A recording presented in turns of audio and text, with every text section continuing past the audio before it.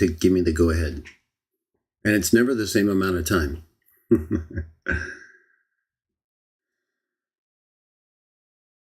I still can't tell. There we go. I guess it depends on what day it is, how much traffic, whatever. Not sure. Good to see you all again, though. If you saw me or were with us yesterday, this is our second live show, is what I'm trying to say, in a row. And next weekend, I'm only going to do one, just our regular Saturday show. But I wanted to get us to the full 30 open sessions. We'll do more. I think it's, I've reflected on it and thought about, we've got a couple different types of shows we do, just because it's easier to, categorize and present. And I think a lot of them are still very useful. Right, even the garbage dumps, which I don't do much anymore. That's just because I don't even care to see the movie to garbage dump it, right? I mean, we all know what they're doing or what they've done. So, I will keep doing open sessions. I'm going to try to do them more like this. Most of the shows are open in the sense of discussions with you about a topic, that we choose.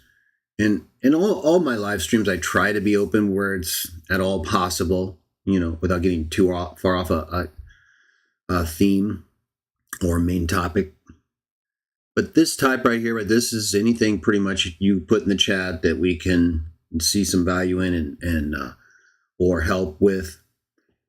I'll try to do more of those in the next 20, right? I'm going to go to at least, I try to look at these shows in terms of, well, I'll go to this point and then we'll take a look at it. We'll see where we are. How many more can I credibly generate? Well, with these, it could go on and on. If open session's still a good way to get people together and talk about questions. We don't always promote questioning, right? But we all have questions. It's just, we're trying to generate an interest in believing and teaching what you've already accepted. And if questions come up, of course, but I think a lot of time, even too much time, I don't know for everybody, but in many cases it seems, and at times even me, I've noticed, you end up spending a lot of time trying to resolve questions than building people up with beliefs. Now, that's not to this show is for questions. Don't feel you're supposed to. If you don't have questions right now, I'll feel bad. No. So I'm not trying to dissuade. It's just, you understand, I'm not trying to cultivate either this. Well, I just want a question and answer show. No, I'm not going to make those the predominant feature because, again, I don't think that is the best way to promote faith, promote belief in things that by presenting good reasons for them, like we do on many of our shows, like yesterday. People can see what you're saying, right? They can then choose to believe or not believe or wait on and further evaluate over time what you're saying about this subject. And that's important. People need time. People need to think about what they're seeing, what they're hearing, but you also need to be sure you're not running away from belief. You can if you want. You could do that about anything, right? Yeah, I've seen that before. I've seen people, I'm talking about in like the business world now, and not too long ago, in fact, quite recently. I've seen people in the business world openly, like, let's say a group of maybe 10 or more people, where the majority clearly see something and the minority, but who have the most authority, don't. And they do, right? I mean, we're all looking at the same thing. It's not like it's objective stuff. But they just wouldn't accept it. Because I guess the only thing we could think of was it was going to be too difficult to accept. As is often the case with many uncomfortable truths, right? The uncomfortable truths meaning things that, again, we can see are true. It's not like a question, really. We may question it in order not to believe it, but, It's like one God the Father, right? Of course, you can question how many persons God is all you want. It does tell us, though, right? One God the Father. So some people are able to see that and say, well, look, we don't need to compromise that. That's like so obvious and everyone's reading the same thing. There's no translation problem. But it's still not enough. So at the same time, try not to get too dissuaded or depressed by people who don't share your faith or who don't agree, right? We can answer questions. We got 2 really good ones lined up right here. Everett's on fire. You knew that was going to happen. And we got Star Wars Bunker. Very nice. It's unfortunate what they've done to Star Wars, though. Let me know if you agree with that, Star Wars Bunker. I'm going to guess you do, that you're more like the old school. If you like the new school, good for you. Okay. I have a question for you, though, about how those Star Destroyers came out of the ice and why they were in the ice and all. Forget it. Okay. So today we're doing questions, right? We have a couple that are already lined up. I want to get to it. I just want to always do a little intro. Let me get to the chat pretty much, or if I get comments or things that linger from emails or whatever. But I didn't decide to pull from there. I figured we'd have enough right here, but I can always bring in questions.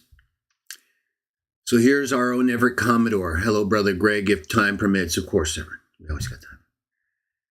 Is it Trinity? No, I'm kidding. And if it is, that's okay. Anything. If you hate it when I depress you over no Trinity talk, right, here you go. Let's hear it. Right. That doesn't mean you have to. I don't think that's the best question stuff, right? I think we've gone over it. But if there's like something really bothering you, oh yeah, bring it in. Let's go. No, don't post like a whole list of texts. Like, can you do one in the same? If you can't, like right here, can you touch on whether the new heavens and new earth are literal or not, right? Literal or not. A friend of mine and I debated for hours about this. That happens a lot with everybody, Well, different for many people. I'm sure different for you too, because of the fire, right? The blazing inferno inside, the spiritual, pumpness. And then so the very straightforward, right? It's simple. He's not like bringing in a whole bunch of other stuff. He then just adds some text. I used Ecclesiastes 1:4, Psalm 37, 10, 11, 29. So it's Matthew 5:5, to prove that this earth, not another, will remain forever.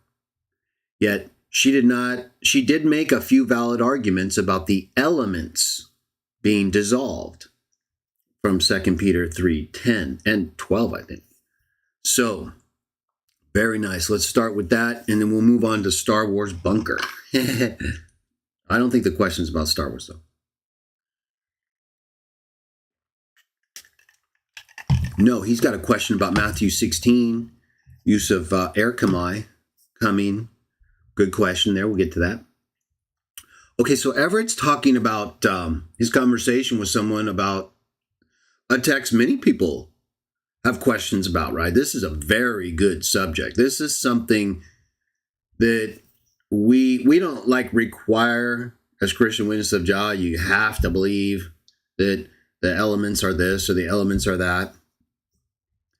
We just require that on these non-explicit, right? So elements being dissolved. We're not really sure. There's some contextual clues I believe, and I'm sure others do too, but we'll get to it. My point is, it doesn't tell us what those elements are explicitly. And so we have to make allowances. And we only make and there's a lot of explicit things too, but we're not here to Jesus gave us the explicit 2 that lead to life, and he's the one who is life from the Father. That's 3, you and me. But we do care about everything, right? We care about the book of Revelation. It's got all kinds of symbols and signs, and we try to interpret it. We do the best we can according to the available evidence and our understanding and knowledge, Holy Spirit. But it doesn't tell us exactly what it means, does it? There's a lot of clues, a lot of ways we can try to make sense of it and do. But that doesn't give us a license to then say, you know what, I think I've come up with such a good understanding of this text. I'm so convinced of my interpretation. If you don't see it this way, yeah, okay. Right, and make you feel bad and stuff like that. Maybe some things are clear and you get into it with someone and it's just like to you, and that happens, right? Sometimes it is so clear to you. It becomes kind of a natural reaction to express your disbelief condescendingly because you're just so convinced in your interpretation that how can others not see this, right? How do you not see this? Well, if it's one God the Father, I agree. I think there's a reason to say, what are you talking about? And yet even there, right, we just can't go around mocking Trinitarians because that won't work, you know. Yeah, you know, at the end of the day, when we've done all we can and it's so simple and straightforward, like I said, we can say whatever. But you know, the three things are three things for a reason. They're not just three explicit teachings in the Bible. No, they're like the most important. Okay, do you want life? Do you want to love God with your whole heart, soul, and mind, your neighbors, yourself, and follow the Christ? I thought so. That's our three things right there. We don't even require that you use a specific form or pronunciation of God's name. We just require that you accept the forms and pronunciations that are given to us and the best available evidence. And if you still aren't convinced in some way because, you know, there are differences, like with many other interpretations of evidence, we don't require that either. We use Jah because no one disputes that. I'm not aware of anybody who disputes that's how you say Yod-Hey for the divine name. I'm not talking about the original. I speak English. If you're not past that, gone. We're not here. No. We're not going back down to level negative below zero. No. So if you're not at the point where you understand when I say Jah, I mean Yah, but I speak English, and so Jah.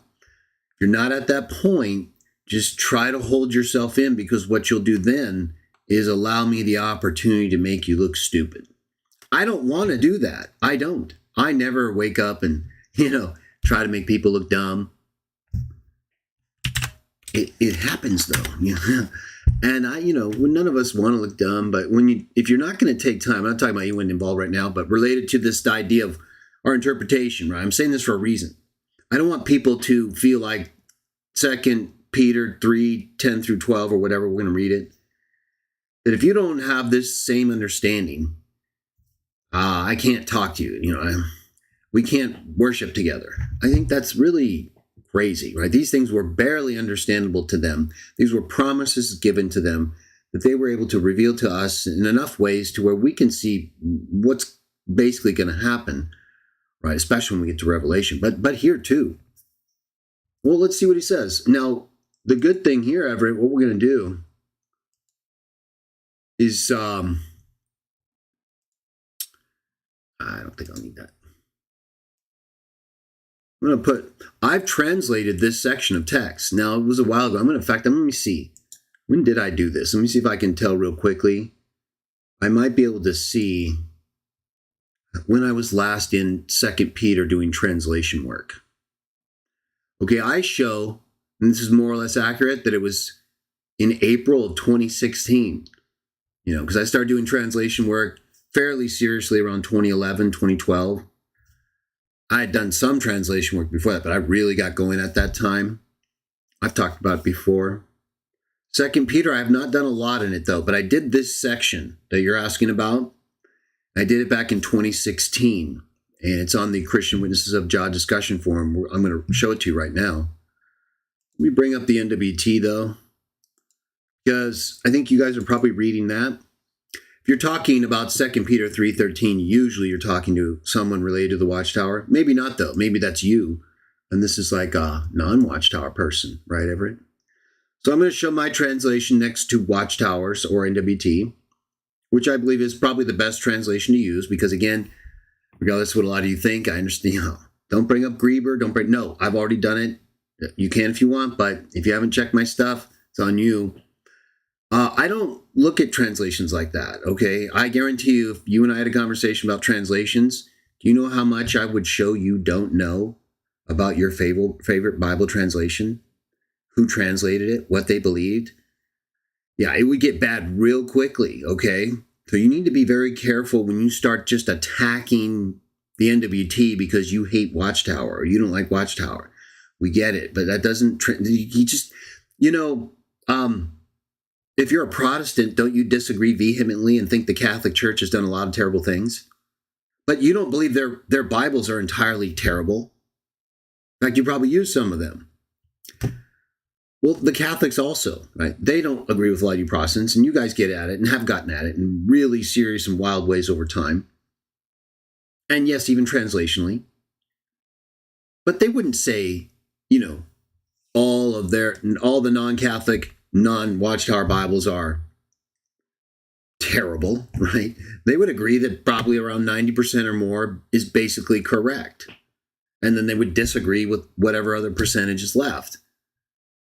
I'm not making an exact standard here, but more or less, I would say 90% or more of almost every Bible, if not every Bible, is accurate. I mean, you just read it and you can see. Or it would read totally differently, right? It wouldn't make sense if you compared it with the other texts. And most of them do. I've done enough comparative reading and translation work over 35 years to know. And if you think you know better, well, then show, right? You can't just keep bringing up the things you don't like and then say, well, see, that whole Bible is garbage. Yeah, well, what if we said that about you and your King James Bible that adds text, doctrinal material to Revelation? That's a cursed Bible right there. What if we said that? And I've said that, and that's true. Unless you don't believe Revelation, but you do.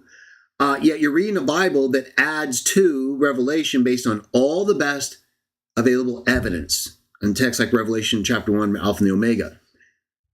So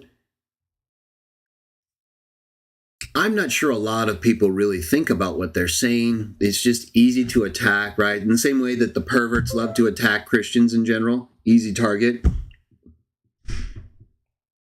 These perverts, right? Well, the main Orthodox Christians love to take shots at easy targets too, especially the people who don't take it really seriously, right? If someone really serious in apologetics or scholarly learning says something, well, we've got to pay attention to that. There's a bunch of people running around here who don't know anything. All they know is they're free to sodomize each other now, and they want to attack the Watchtower, okay? So now the NWT that they were just using recently and saying was God is all bad, right? They're extremes. They go from one to the other because they're emotionally underdeveloped and irregulated. You got to watch that. What was I doing here? Oh, I got on fire. It happens. Don't worry, we have time. 2 Peter. We want to make sure, though, right? We want to make sure we don't get caught in this trap where we can't even use a Bible. That's why I started talking about that. I want you guys to get dissuaded. My translation might not read the same as King James or NWT, but the difference between the King James and the NWT and almost every Bible but the Net Bible, right? Because you have Dr. Wallace there who can answer questions for that. Almost every other Bible doesn't have someone you can just go to, right? Maybe Dr. White would take on the NIV. So in any case, for mine, you have me. I'm right here. I'm not hiding anything. And so we can talk openly unless you're, a spiritual pervert. Just want to argue and you're gone, right? We bring you guys up here. That's the benefit, right? I will tell you what I'm saying and why I'm translating it and all these things. I do the best I can. I don't claim to be perfect, but I know what I know and I know what I can show. And if you don't know what you can show, you got to go, right? Speaking of the pervert. So let's see what we got here, Everett. By the way, Dada's going crazy out there. I'm going to try to ignore him. Hopefully he'll come in and just collapse, right? In a ball of fur. Right here, Dada, I'll pet you. I think that's what he wants, but I can't. No, we got questions, Dada. So we got NWT over here. Let me get it on the right verse, and I'll move my self here. Let's do that, though, just so we can look at them both together.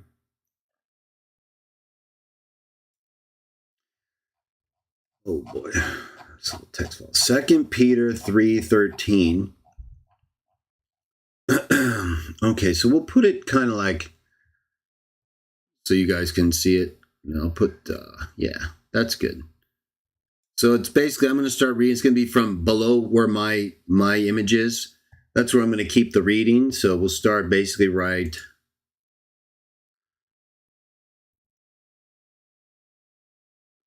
Well, yeah, we'll read.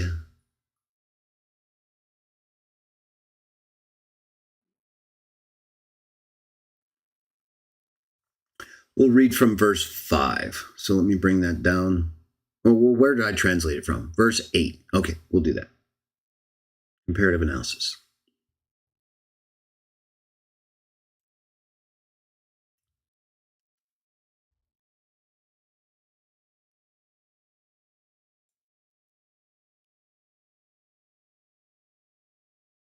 We're going to read that part in the blue. It corresponds with this on the right.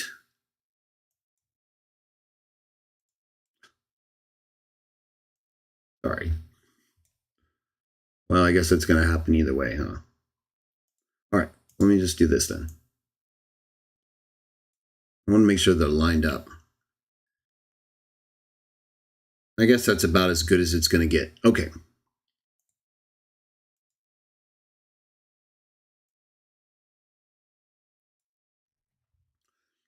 So I'm going to read my translation and I'll make some comments on NWT. And then we're going to talk about the specific issues. Chapter 3, verse 8, right side, dearly beloved, do not ignore this one thing. A single day with the Lord is as 1,000 years, and 1,000 years is as one day. The Lord does not delay the promise, verse 9, like some people regard quote unquote delay. Instead, he waits patiently for you, not intending for anyone to be wiped out. Rather, he continues to make allowance, intending for everyone to turn around. Verse 10.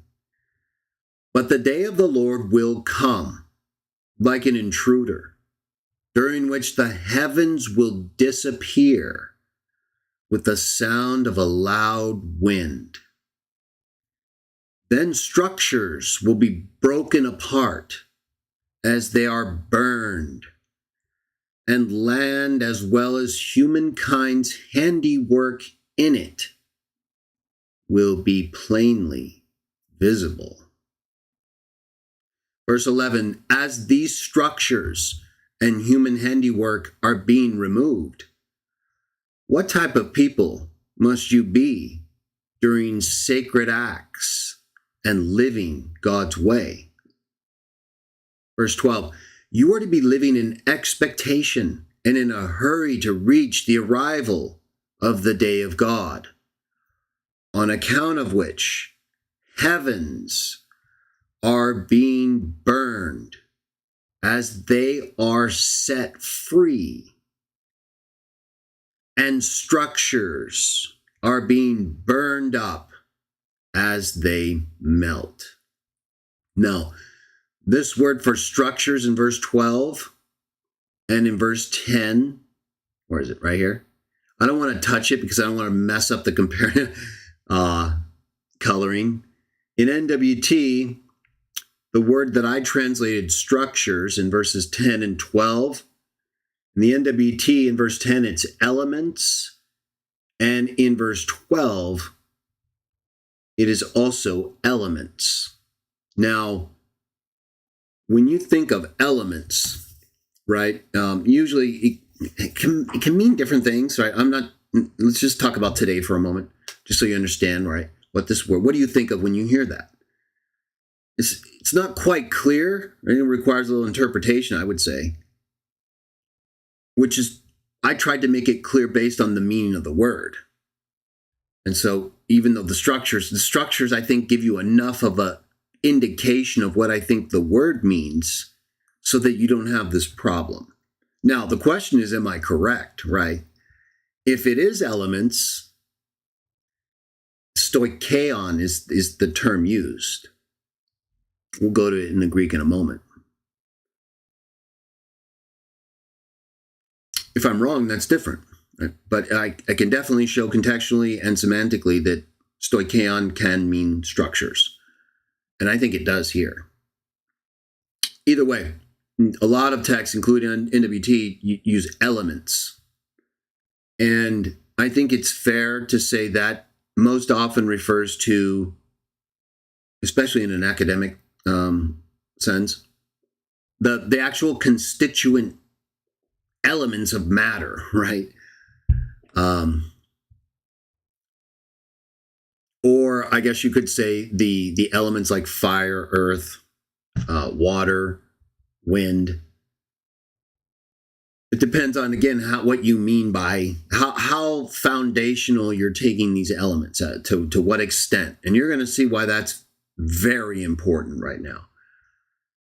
Because it can pretty much mean anything from here to there in the elemental sense in which the term stoicheon was used. Now, we're going to look closer at it right now. But really, I think the way to best explain these texts, according to the best available evidence, is that it's talking about, and we're going to get into that, is that it's talking about the destruction of the physical heavens of the earth and surrounding it, that perhaps even the solar system. I'm going to show you why I say that in a moment. You can probably guess why. But I'm going to show you. I believe it is exactly as it says, that the heavens will disappear with the sound of a loud wind. I'm going to go back to my translation now. Here. And talk about it, right? Because I'm going to justify this right now. So we already know NWT uses elements. Elements can mean more than one thing. Foundationally, from the elements of matter to the four commonly referred to elements, and to other elements. And so I don't know that necessarily referring to it or viewing stoicheon, its use there in those texts, verse 10 and 12 of 2 Peter 3. I don't see that there's necessarily a problem with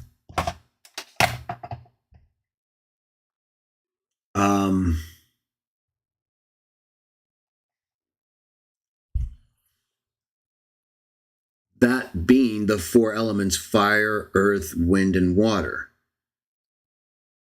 But I don't think that would have to mean the entire planet. In other words, everything on the top. I'm going to show you why I would say that. So if the arrival of the Son of God to bring judgment and destroy all the wickedness and usher in the millennial age, when it comes, I interpret this to mean he's the entire physical heavens, at least through to our solar system, will be replaced. And they're going to be replaced by John, by Jesus in New Jerusalem. That's what Revelation chapter 21 teaches. 20, we're going to go to it. So I believe the physical heavens will be removed and replaced with God himself present now, not just in the Garden of Eden as a voice, but actually manifested in glory above the earth. Try getting away with wickedness then. With the Son and those ruling with him in New Jerusalem, that the kings of the earth and those who were brought into the new earth bring their glory into that city, but nothing wicked must enter. So, and then the 1,000 years end, Satan's let loose, they surround the holy city, they're destroyed, all the dead are raised up, final judgment, done and done, everything back to God. God's all things to everyone, because the Son, acting as God, wasn't all things to everyone. Because he wasn't God, the one God who we know is the Father. It fits so perfectly. Say it so easily. People have such a hard time believing it. All right. Let's see. How big? See if we can get that. I need to replace that avatar, huh? Okay. All right, so we read from right here. So let's look at it again before we go to the Greek. Can I bring up NWT? I think I can. Oh, well, never mind. So I'll move me maybe a little bit right here. All right, so I'll do it this way. Dearly beloved, do not ignore this one thing. A single day with the Lord. Okay, that doesn't directly pertain to the question. Makes allowance. Okay, verse 10. The day of the Lord will come like an intruder, during which the heavens will disappear with the sound of a loud wind. Okay, so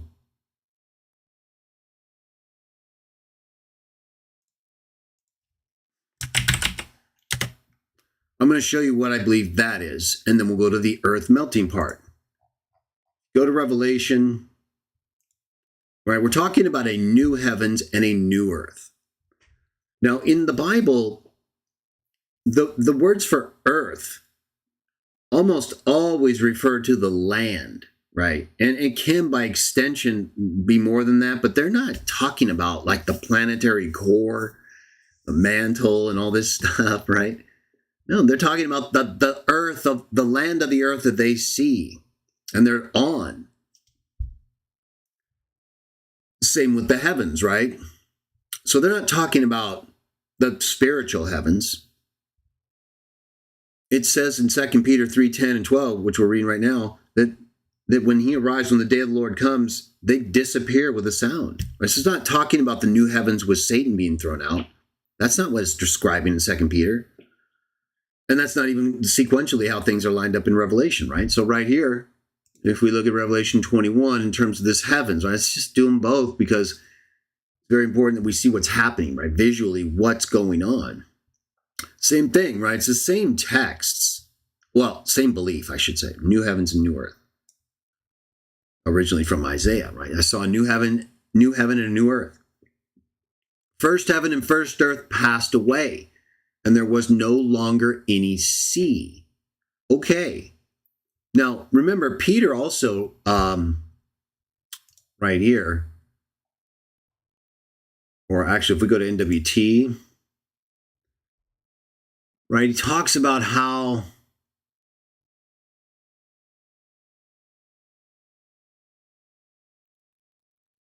there were heavens of old and an earth standing compactly out of water. And it says the world of that time suffered destruction when it was deluged with water. So this old earth,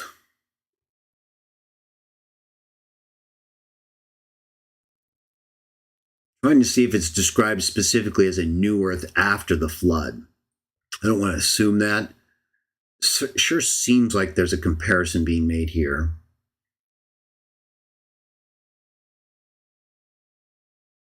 Right, so he's talking about, now maybe the point that I guess the problematic part is the means of destruction is fire. Whereas this was water, right? So we wouldn't expect water to like remove the planet necessarily. It's talking about this old earth that was destroyed and how the world that exists now is awaiting, by the same word, another type of destruction.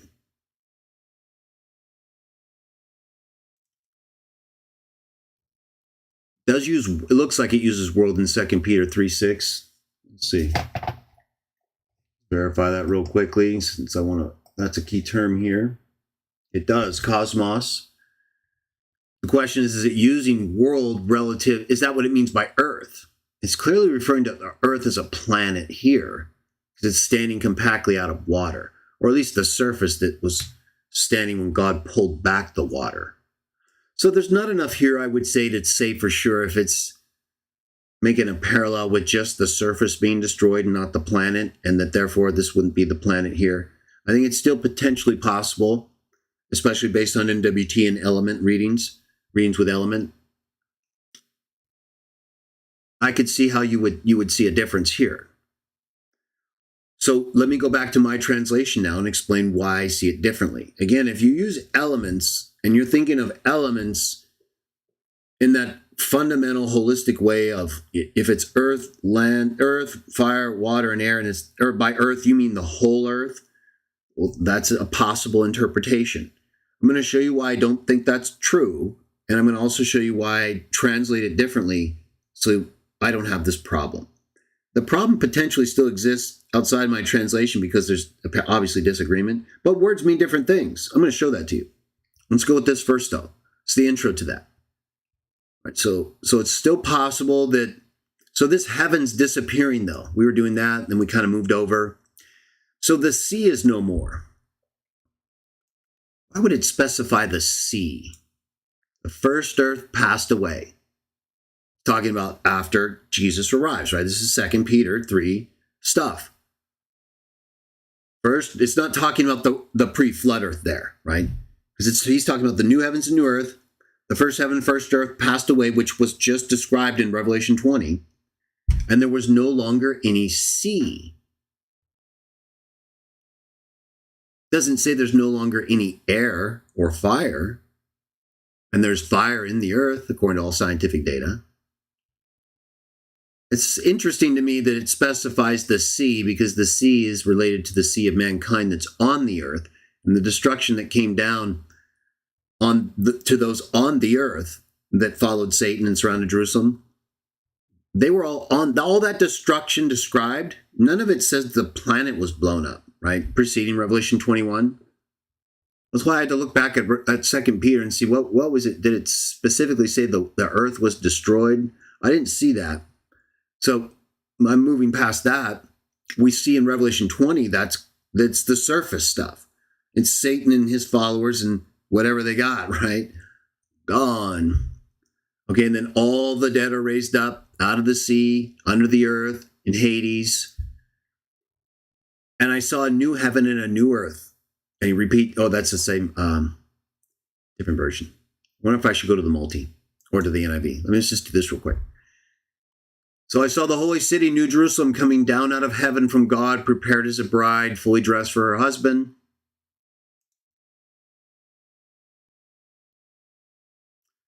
And I heard a loud voice from the throne saying, okay, they will be his people, God will be with them.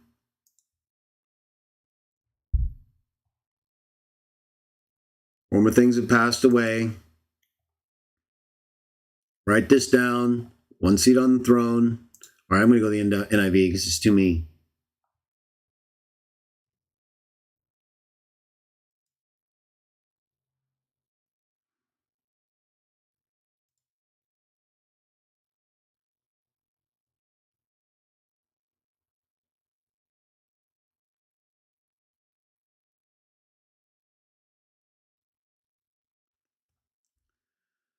Measuring the holy city. Verse 22, Revelation 21. I did not see a temple in the city, because the Lord God Almighty and the Lamb are its temple.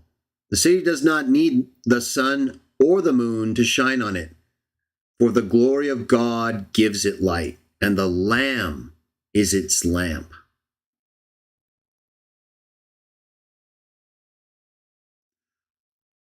On no day will its gates be shut, for there will be no night there.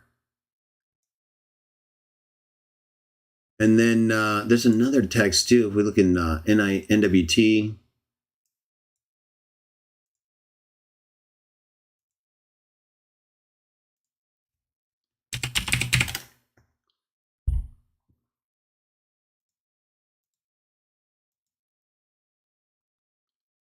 Revelation 20:11, preceding the new heavens and the new earth, consistent exactly with what I'm saying, that this is a replacement, that God and Jesus and New Jerusalem are a replacement. There's not even any more night. There's no need for a moon.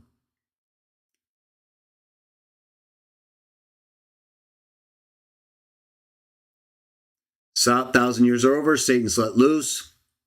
Fire comes down out of heaven, devours them. The devil's thrown in the lake of fire. Verse 11, then I saw a great white throne, and him who was seated on it. The earth and the heavens fled from his presence. and there was no place for them. Right? This is the end. This is it right here. So right after this, it then says that there's no need for a sun. There's no need for that. There's not going to be any light. That God and the Lamb and the lamp of New Jerusalem that He is are the light. The earth and the heavens fled away right as that's happening. This leads right into that. So the light, the new light is here right now. Now, whether this earth is like a literal planet and heavens that are bailing out, right, are being replaced in the holistic sense of an entire planet, I don't think so, and I'm going to tell you why. But again, there's nothing in what it says here that would make that view impossible, and this is a symbolic book. But I felt it important to at least bring up similarly worded texts related to the exact same time frame, right? The same stuff. We're just in a more symbolic book with a little more detail, and still hard for us to say, is this a whole new earth? Or is this an entirely new earth in the sense of what's on the surface and whatever God does beneath? Is He replacing the entire planet with a new one? Ultimately, I mean, right, it doesn't matter, and we should never make that an issue. It's crazy, right? Because why would that matter? It's just wherever we're going to live, we're going to live. This is why it's not a required teaching. There's evidence that suggests that is what's going to happen, but there's also evidence that suggests that's not what's going to happen. Part of what I'm showing you now, but also more in a moment. Okay, so with that in mind, let me talk more about my translation. Very important here. Heavens will disappear with a sound. I think that's what we just read. The arrival of the Son, the final judgment, God on His throne, the Son on His throne, New Jerusalem, those ruling with Him, light up everything. There's no more night. That's over. The planet might not even have to rotate anymore. Who knows? Or the glory could be entirely encompassing in ways where days will no longer even be counted the same. That could have been the case also before the flood, in some sense. Either way, whole different way of calculating things, because the means of calculation now is the rotation of the earth and the sun and moon and the darkness and the light in measurable quantities that are predictable. Now, there's so many things He could do, right? He could slow the rotation of the earth, extend the time of light. He could stop it entirely, and like He's going to do, have the entire planet glorified in light, no night, no matter what side, at what time of day, or whatever it is. All of these things are in play. All right, so this next part, then structures will be broken apart as they're burned, and land as well as humankind's handiwork will be plainly visible. As these structures and human handiwork are being removed, what type of people should you be? You'd be living this way on account of the heavens which are being burned as they are set free, right? Fled away, replaced by God, Jesus, in the temple, like we just saw in Revelation 20 through 21. As they are set free and structures are being burned up as they melt. And then there's the new heavens and the new earth. Okay, so now let's go to the Bible Hub on this text in the Greek. And you'll see what it has to say. Second here. And then I'm going to show you what the sources say, and then I'm going to explain to you why I translated the way I did.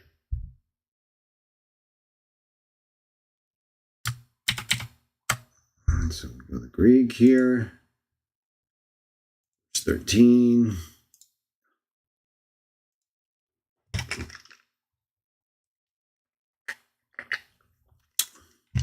Reusing my cup there. Love that cup. Keeps it very cool. What did I say here? So if we look at the parallel interlinear Greek or parallel analysis text, not quite an interlinear, but you know what I'm saying. So it's a side-by-side comparison. So we'll just read straight down. New, however, heavens and new earth, according to the promise of Him, we are awaiting, in which righteousness dwells. Oh, we got to go back. Go back to, I think verse 10 is where it started off. Will come, however, the day of the Lord like a thief, in which the heavens will roar with a pass away. Elements, then burning with heat, will be dissolved, and the earth and the in it works not will be found. And this not here, ook. I don't think that's a credible. I'm not going to even consider that as part of this. And I think if it is part of the text, it would just mean everything's wiped out, so you're not going to find anything. Whereas without ook or not, it's you're going to see what was really going on. Now, how could that be? Well, I think very easily.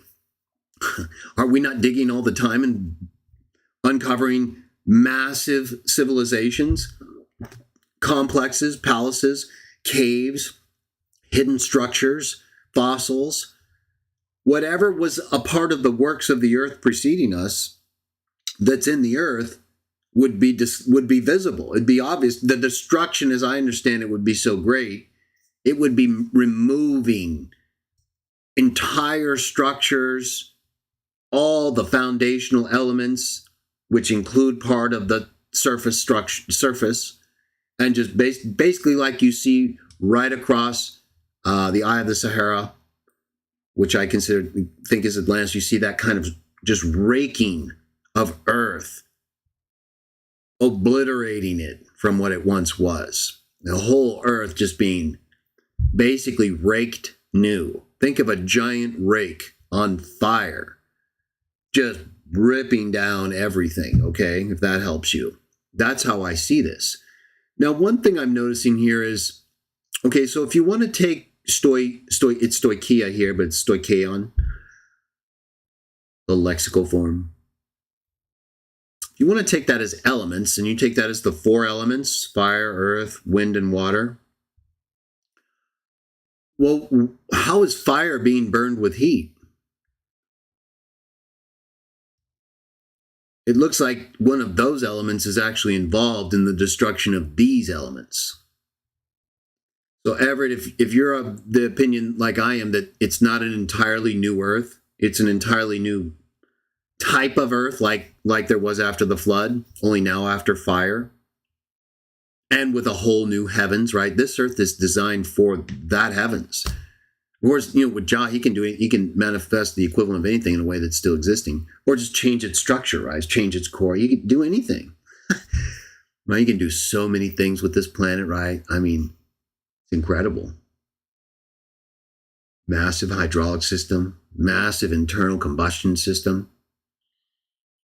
I think that is probably one of the most powerful arguments against this being anything but the non-elemental, non-earth, fire, water, wind, basic elements, or more foundational to matter elements. Because you would have to have fire. There would have to be fire here burning it. Now you might say that's divine heat. Well, divine heat is like what we see in Sodom and Gomorrah, right? Sulfur, fire and brimstone from heaven. There's real sulfur still there in those destroyed sodomite places. So it definitely is real fire, right? Fire is fire. Once it comes into this planet, even if it's from Jah, it's fire. Right? He can control it. He can make it hot or not, but it's a physical manifestation, unless it's not. But this is burning stuff. So it would have to be physical fire. It's actually melting physical things, as I see. These elements, I don't think, could possibly include fire because fire is being used to dissolve them. Now, if we look up the meaning of stoicheion in the Bauer, and Gingrich Danker lexicon, on page there we go. Page 946.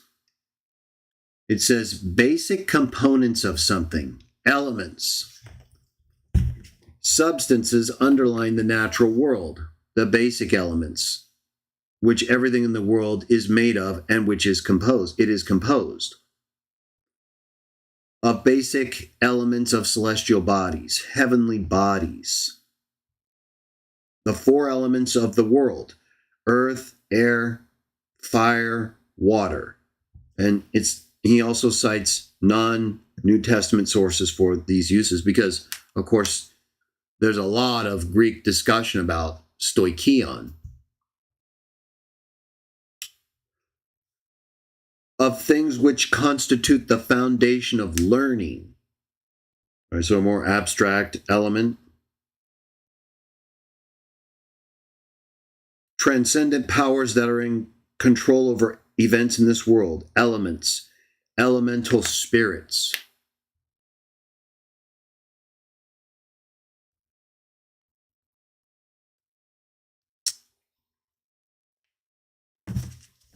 Let's see what the Liddell Scott, non-New Testament, but it's considered a classical Greek dictionary. So it's more broad in the sense of the Greek writers that it covers outside the New Testament. Liddell Scott Jones, Greek English Lexicon, page 1648. Where is that? 1648?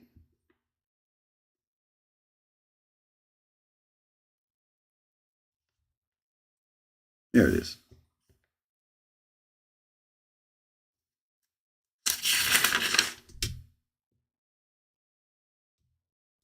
$1647, I apologize. So stoicheion. The shadow of the gnomon, the length of which in feet indicated the time of day. A simple sound of speech as the first component of the syllable. In physics, stoicheia, the plural, were the components into which matter is ultimately divisible, elements, reduced to four by Empedocles, who called them rhizomata.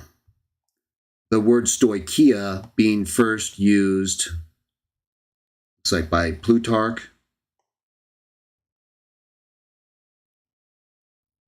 and then he also cites Plato, Aristotle.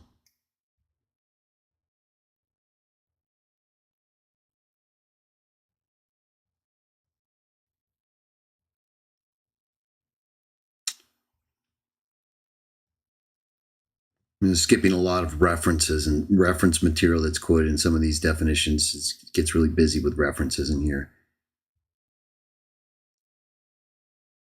In geometry, the propositions whose proof is involved in the proof of other propositions,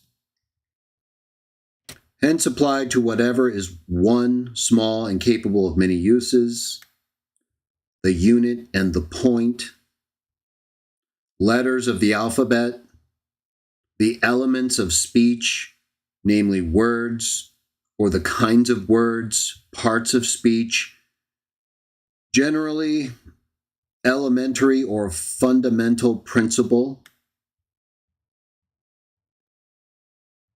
planets,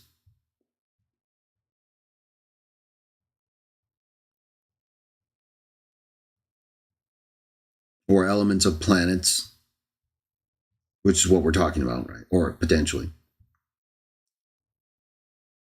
So you can see here in the broader classical definition, you get these elemental uses, but there's quite a bit more semantic range for stoicheion than just elements. And I would say again here that the use of one of those elements to dissolve the other elements disqualifies it from being referring to the four elements that essentially, are thought to comprise everything: fire, earth, wind, and water.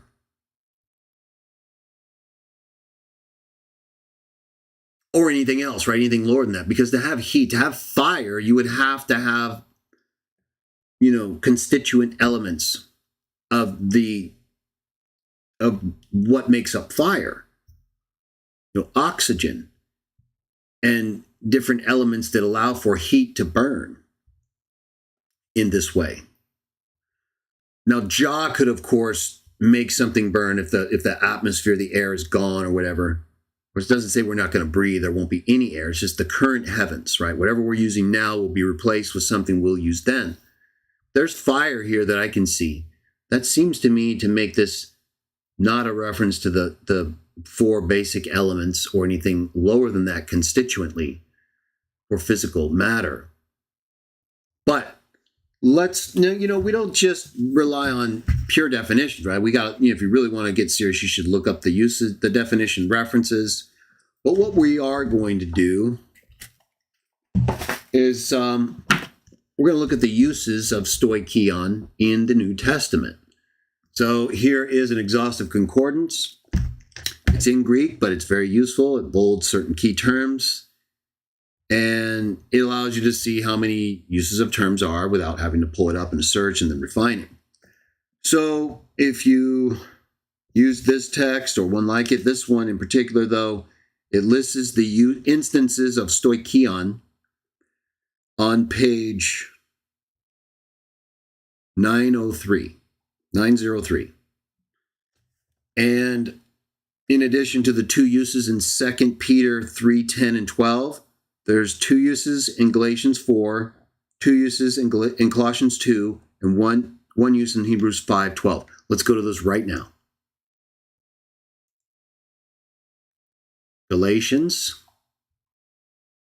We're looking at the term used twice in 2 Peter 3 in reference to what is going to be dissolved or melt due to burning fire at the arrival of the Son of God.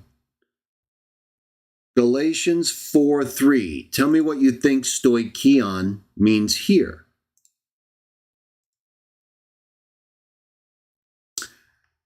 So also, when we were children, under the basic principles of the world, we were held in bondage. There you see the same word, stoicheia. Do you think it means elements there? Right? Clearly not. Right? It's clearly not talking about fire, earth, wind, and water, or any of the more foundational constituent elements. It's talking about the basic things or beliefs of this world that we were held under in bondage before we learned the truth. All right, Galatians 4:9.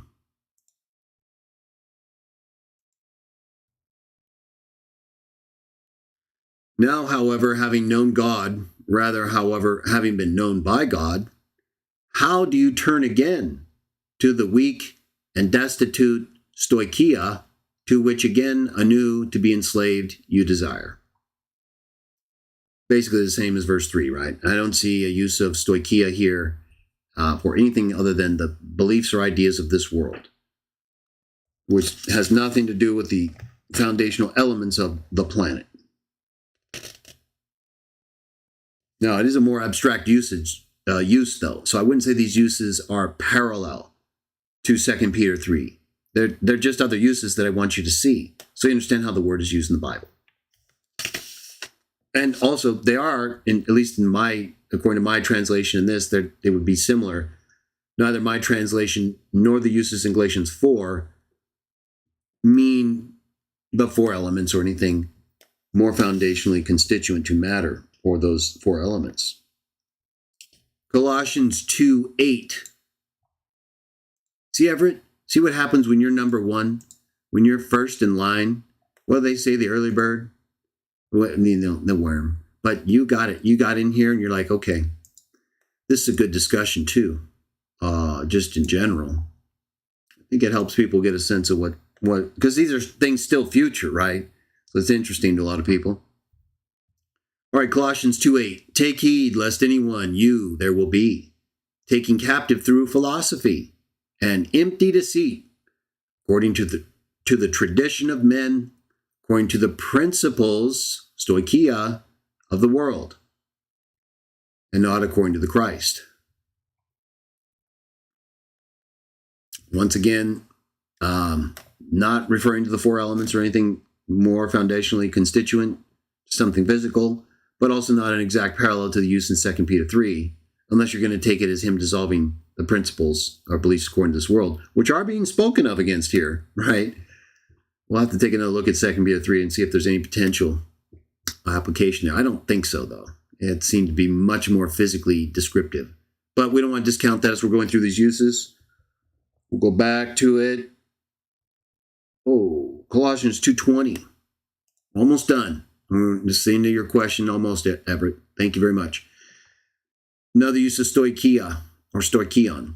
If you have died with Christ away from the principles, stoicheion, the plural use, this is a different case. Principles of the world, away from the principles of the world, the elements of the world. Now, it does say, we need to look at that in terms of the elements of the earth too, right? There's a difference. So we know at least that stoicheia can refer to non-elemental things in terms of the four elements or anything less, more foundationally constituent. But if it's being used only in an abstract way in that regard, and not reference to the physicality of the earth, then we need to keep looking, right? So let's go again. Hebrews 5:12, last usage of stoicheion in the New Testament. We can always check the Septuagint. If we can't come to a resolution, maybe we will. What was that? Oh, 5:12.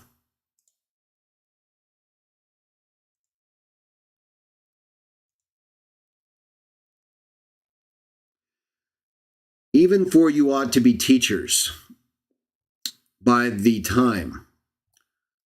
Even for you ought to be teachers by the time. Again, need you have to teach you what is the principles of the beginning of the oracles of God. Right? The foundational elements, the basic things. Right? So the overall meaning that I think is clear in all these other uses of stoicheion and these other texts that are not parallel in their reference are the more abstract, but they're still very clearly here as they're not this kind of foundational element idea. Now, I don't think 2 Peter, right, we're going to my translation here, 3 tells us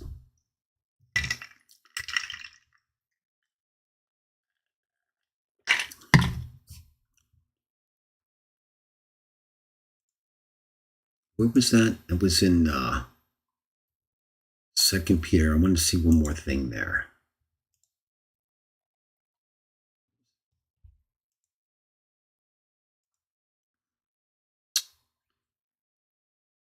(11).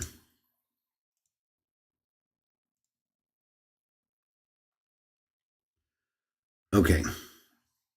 So in verse 11, you see where it says these things?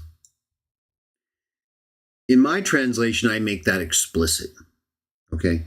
So this is something, it's different but similar to how, NIV or NWT may take a pronoun and add a name, or in NWT's case, they're using the quoted source material for the divine name versus the later replacement surrogate.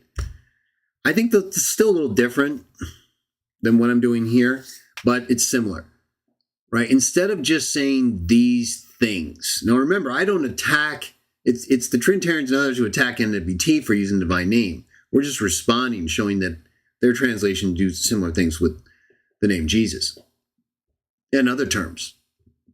But I've also always said, even while criticizing NIV for that, there are reasons to do this. So in my translation, verse 11, I explain what these things are, right? Because that's what it's talking about immediately preceding in verse 10. So it's a call you have to make as a translator to say, do I want to make this explicit or not? And I chose, now this was back in 2016. I haven't done a lot of translating work in 2 Peter in a while, but that's the sense I got from it at the time. And so when we go back here to the end of verse 10,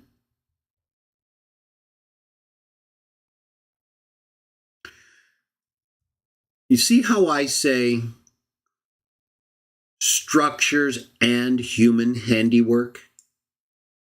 More specifically, verses 10 and 12, right? Because I explained these things as that. This right here, structures broken apart as they are burned.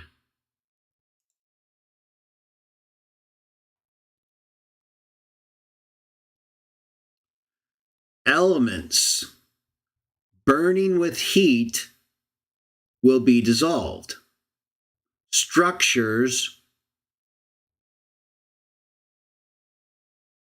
will be broken apart with heat. So the key term is this. What are these elements and what's happening to them?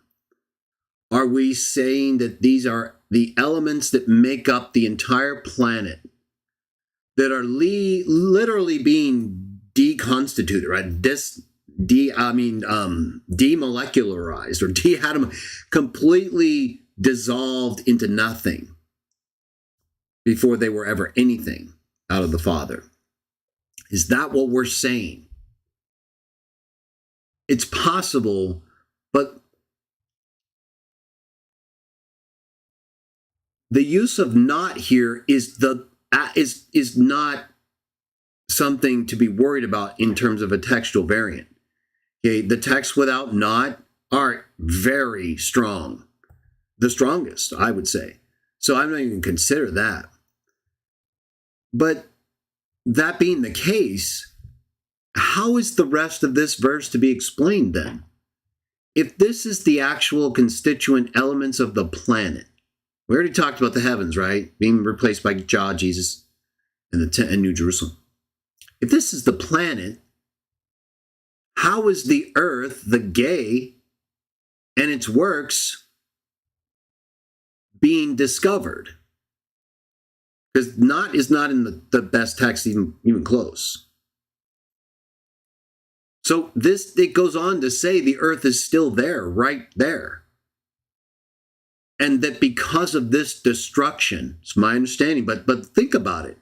If this is the full, total dissolution of the planet, how is the earth still here?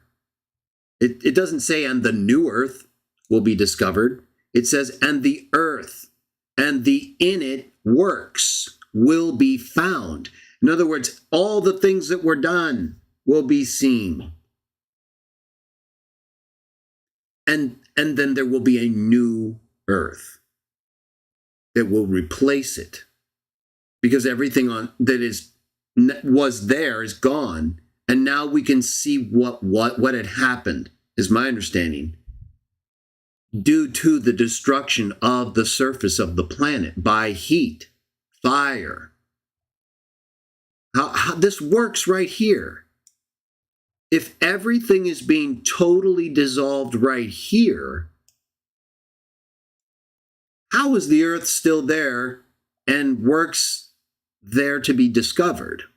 That's what it says happens right after it's totally dissolved, if that's how you see it. I don't see it. I see it as structures being broken apart, dissolved as they are burned, and land, gay, the earth, and humankind's handiwork, works, erga, plural.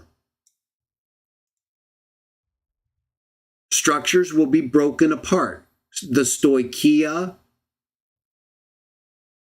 are dissolved by fire, and the earth, the land, and the works in the land, I see this as plainly visible, found, eurisco.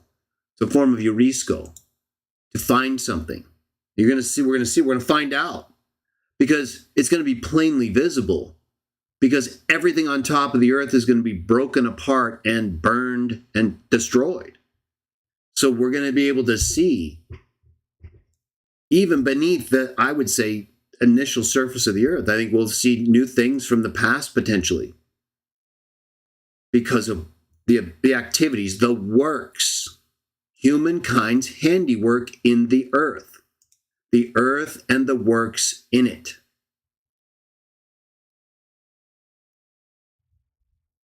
That's how I see this. The earth and the things in it will be found or plainly visible.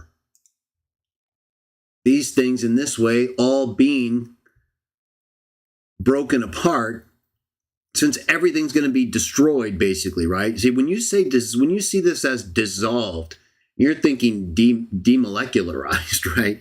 Like totally just disintegrated.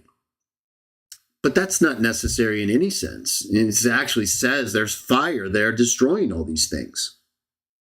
And then it says the earth and the works in it are manifest, are plainly visible. Well, who's working in the earth? Who's been working in the earth all this time to be discovered after all this destruction? Unless we're going to say potentially there's something under their jaws been doing. Maybe the new earth is underneath us and it's going to totally explode through the top of the surface and boom, right? They did find an entire ocean underneath the surface of the earth. There's a lot going on there. Who knows? Jah can do anything he wants. So I don't see how, we can get the total dissolution of the planet. Now, I've got more I'm going to get to in a second to wrap this up, but coming the reason which the heavens being set on fire will be dissolved, right? Because they're being replaced by God, Jesus, and in New Jerusalem. And the elements burning with heat are melting. Right? Structures melting, right? That doesn't mean total demolecularization.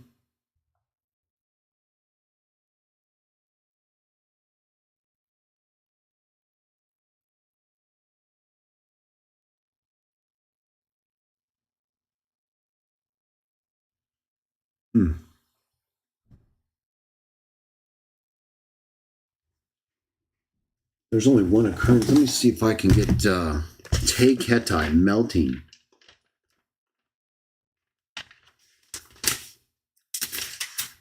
Well, I don't want to get us too off. We're already kind of going extendedly, and I know Star Wars Bunker is waiting, but this doesn't indicate to me that everything's going to be totally dissolved into nothing. I see total destruction of the existing earth, including all the structures on it, the stoicheia, the foundational elements of this world, of everything on it, just like with the flood and all that was destroyed. I see a parallel there. And I don't see enough here allowing for the total dissolution, the demolecularization of the four basic elements. I, in fact, see one of those basic elements, fire, here. And I see the earth here. It says right after the heavens disappear, structures broken apart as they're burned, and land, gay, and works, erga, will be plainly visible. So after the destruction, after the dissolution, the melting, things are still here because everything that was part of the old world is destroyed. I just don't see it going to the extent of a planetary replacement. Now, we go to Psalm 149, I think.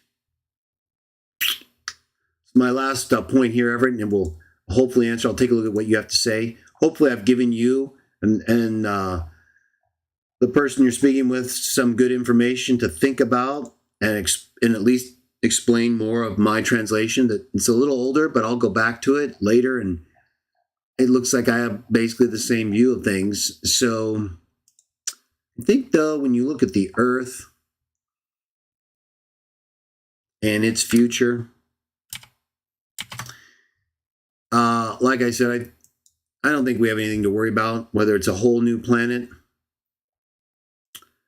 or just a new surface and a new structure and a new heavens and things that are new in that sense, like after the flood, with all the old being totally melted and destroyed, dissolved in that sense. Let's see. Let's go to just one tag. We'll go to the... All right, NIV, let's see what you got. Let's do it. Oh, boy. Okay, let's make it bigger, though. All right, Psalm 148, Everett, is one text I think you should add to your list. Right, Ecclesiastes 1:4, Psalm 37, Matthew 5. Add Psalm 148, okay? Oh, this, the Lord here is going to bother me, but we all know it didn't bother them. And we know who that is. I'm going to replace Lord with Ya'ol, because we speak English. Praise Ya'ol. Praise Ya'ol from the heavens. Praise him from the heights above. Praise him, all his angels. Praise him, all his heavenly host. Praise him, sun and moon. Praise him, all you shining stars. Praise him, you highest heavens, and you waters above the skies. Let them praise the name of Ya'ol, for at his command they were created, and he established them forever and ever. He issued a decree that will never pass away. So, yeah. I don't think you could have all this stuff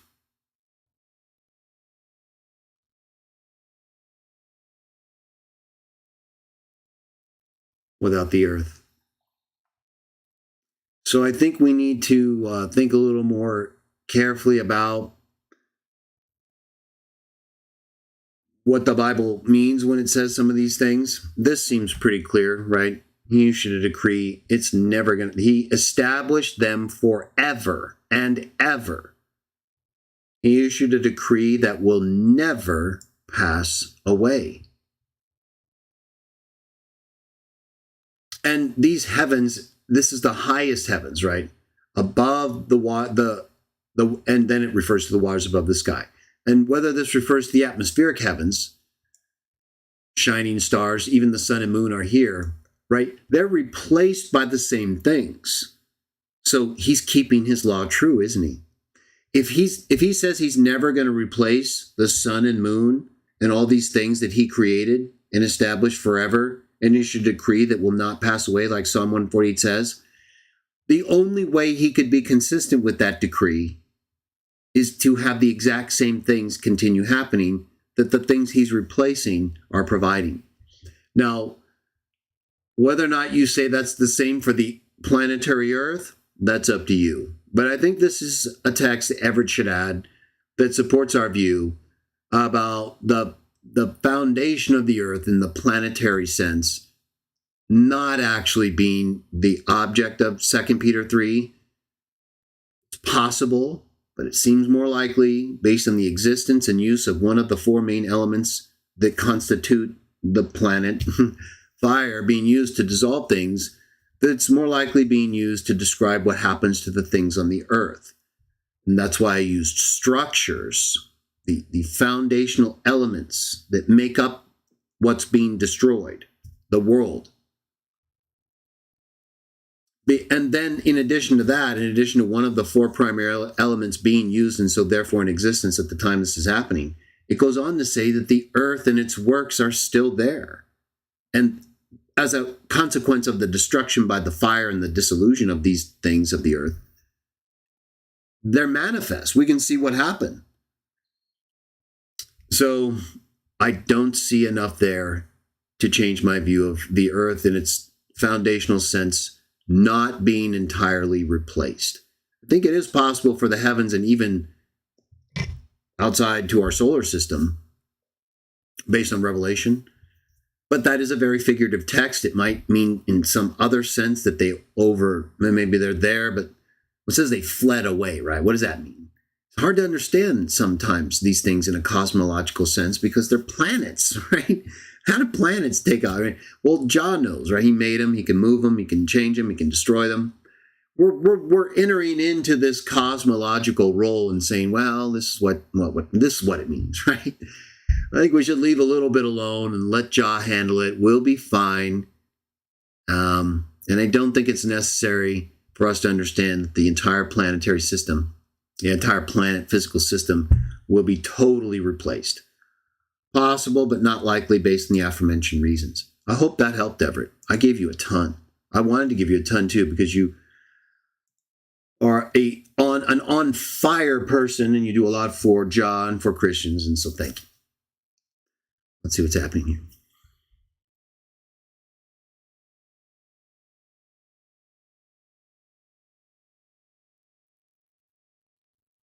Lauer. Good to see you, Lauer. He says, I'd like to try to decode more Bible connections with Jesus and Michael's return. I hope you can make more of those videos soon. Yeah, I do have quite a few, actually, more. I've done I've done a lot on the angel of Jah and Zechariah and Genesis, and a lot of clips, especially from Zechariah, where Michael, the angel of Jah, the same terms are used for his encounter with Satan that Jude describes with Michael and Satan arguing over Moses' body. I'm going to clip that at some point. I think that's powerful evidence that the angel of Jah is, in fact, Michael. And since Trinitarians believe that Jesus is the angel of Jah, well, they can't quite have that, can they? They're getting pretty close, though. Better do something, Trinitarians. He's archangel, 1 Thessalonians 4. Okay, let's see what's happening here. The Lost Sheep Ministry. Brother Greg, do you not take the Father's creation account literally? More specifically, do you believe in a literal solid dome firmament? Solid dome firmament. Well, you're kind of assuming something about me without finding out, because you said, do you not take the Father's creation account literally? I'm really sure how to take that question, so I want to get off on it. Your question has to be pretty straightforward, like Everett's. Cite a couple texts, don't go on and on. Just what is on your mind? Do you have a question? Where's Star Wars Bunker? He's probably like, hey, over here. Oh, yeah, so he's definitely in on the new, not in on the new Star Wars. He's with me on the old. I think most people are. Wild. The Star Wars Bunker. Star Wars Bunker says, would love your interpretation thoughts of Matthew 16, 27 through 28. Was Jesus meaning that his second coming would take place while those people listening were still alive? If not, how are we to interpret it? All right, let's bring it up. Matthew 16, 27 and surrounding. Make that a little smaller.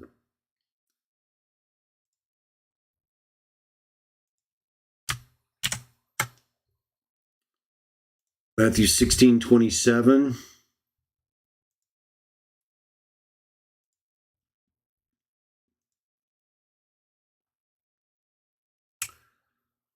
Let's just read it in the NIV real quickly, and then we'll go to a more detailed analysis.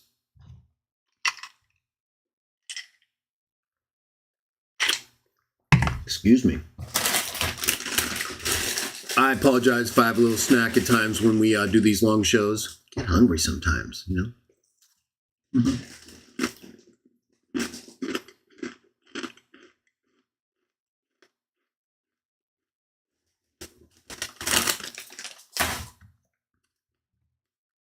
Okay.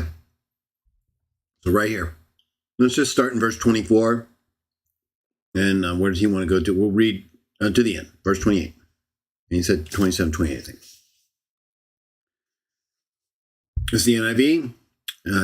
Verse 24. Then Jesus said to his disciples, whoever wants to be my disciple must deny themselves and take up their cross and follow me. For whoever wants to save their life will lose it, but whoever loses their life for me will find it. What good will it be for someone to gain the whole world, yet forfeit their soul? Or what can anyone give in exchange for their soul? For the Son of Man is going to come in his Father's glory with his angels, and then he will reward each person according to what they have done. Truly, I tell you, some who are standing here will not taste death before they see the Son of Man coming in his kingdom. Now, the question was,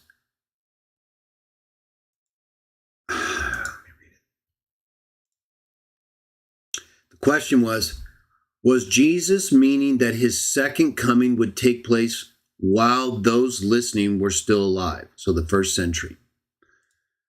So the direct answer is no. And here's why. So this is the second coming, right? Right here.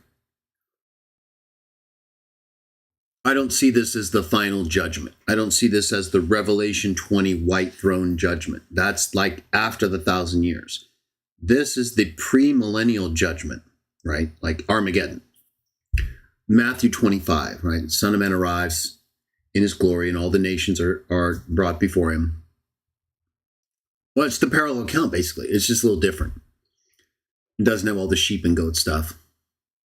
So this is the second coming. Now, so what we're looking forward to, right? When we partake, we're proclaiming the coming of the Lord. We're not talking about the final judgment when we talk about the second coming. We're not talking about the judgment at the end of the 1,000 years, right? Because he would have already come and done all this and then, be ruling for 1,000 years. Okay. But he doesn't start ruling at the millennium, right? So, Star Wars bunker, see right here where it says the Son of Man is going to come in his Father's glory with his angels, and he'll reward each one, right? So at the second coming. Well, this is still future, right? Well, okay, you're questioning that based on 28, but let me explain to you what I mean. So we see this. Obviously, this hasn't happened yet. Okay. So your question is more, did he contradict himself by verse 28? We'll get to that. But clearly this has not happened yet. Unless, again, he's contradicting himself, which we'll get to. But it doesn't seem that way. So this is future. But even though this is future, right, it's pre-millennium. This is before he rules for 1,000 years, right? And those who rule with him are raised up at his second coming, and they rule for the 1,000 years. But it doesn't say Jesus rules for only 1,000 years. Nowhere says that. It only says that about those who are resurrected at his second coming and who are brought with him from the Father, along with those who are caught away. It never says he's only ruling for 1,000 years. In fact, even Watchtower believes he's been ruling since 1914, right? But we believe, as I've shown, we've been going over it quite a bit recently, and even before this most recent series, but I believe he became king in the first century, right? We talked about this in our last, our show, about Revelation 11 through 13. So he's been king, if you agree with me, that he became king after he entered heaven, since the first century. So when he comes in the glory of his Father, he's been king since the first century. So when it says in verse 28, they're going to see him coming in his kingdom, I believe that's when they saw him ascending into the cloud in the book of Acts chapter 1, when he went his way to the Father. What does it say? He went to the Father and sat at the Father's right hand on his throne. And in fact, you could even make a more literal connection here. Think of John. Is John not right here with him? John, who wrote Revelation? Well, look at Revelation 3. Oh, I'm sorry. I got to bring you guys up. Right? So right here, I would say Jesus has been king since the first century. Then this is his second coming. This here he's not talking about that. That's why even NIV separates it. Truly I say to you, some of you will stand here will not taste death before they see the Son of Man coming in his kingdom. He doesn't say some of you won't taste death until you see me returning in my Father's glory. This is separate. This is not the same thing. Coming into his kingdom happened 2,000 years before this.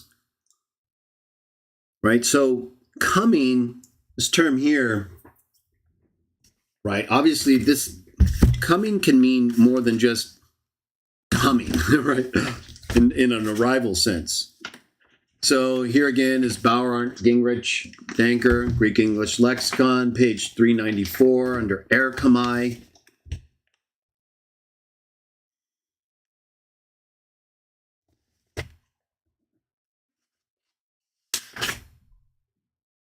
Actually, it starts on 393.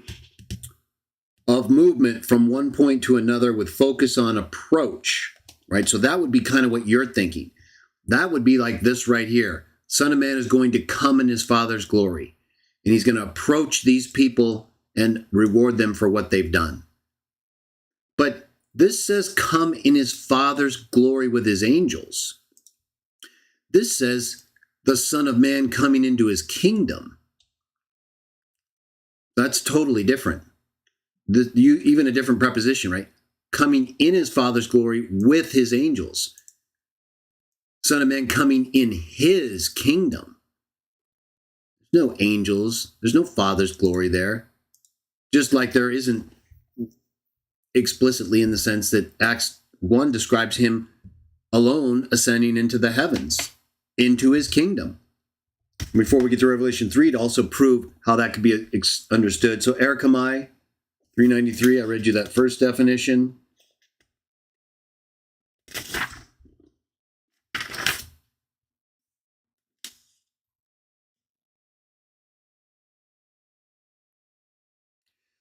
Denote the state of being in which one comes.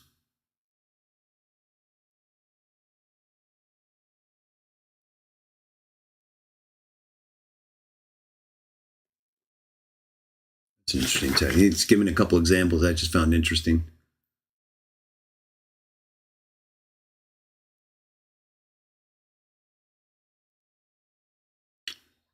Of making an appearance, come before the public, appear.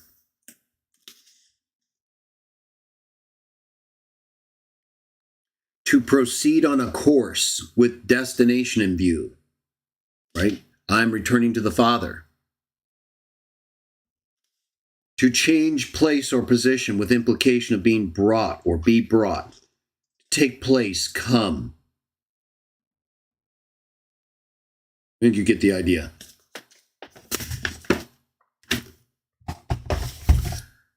So I don't see verse 27's use of Erechomai as the same as, they're not, right? They're clearly the comings are different. You can interpret them as the same if you want, but then you're going to be stuck where you, like your question says, what does this mean? Well, that's not what it means. He's talking about coming in his Father's glory with his angels to reward people at his second coming right here.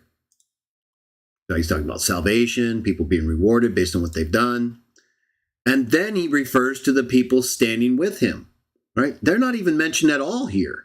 These are all people who they're going to be with him or caught away with him, according to 1 Thessalonians 4 at this. So they're not even in the description. They're here in verse 28. Some of you standing here will not taste death. You're not going to die until you see the Son of Man coming in his kingdom. All right, well, so I mentioned Acts 1,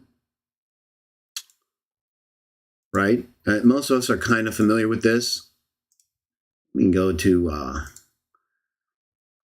right? So we see all this here, and he says in verse 4, do not leave Jerusalem, but wait for the gift my Father promised, which you've heard me speak about.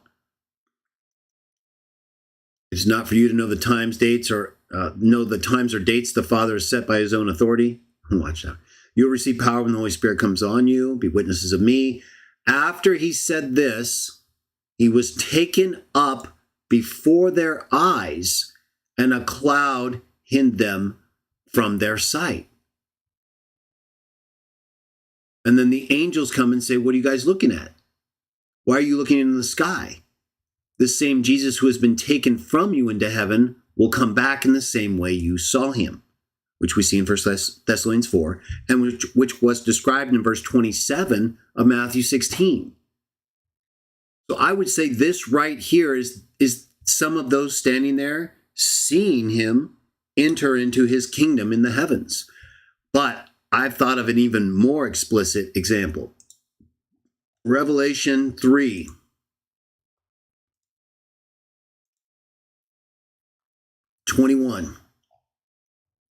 This is John. John is alive right here, receiving this revelation.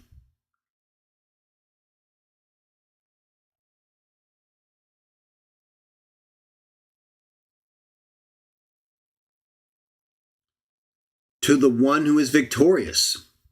I will give the right to sit with me on my throne, just as I was victorious and sat down with my Father on his throne.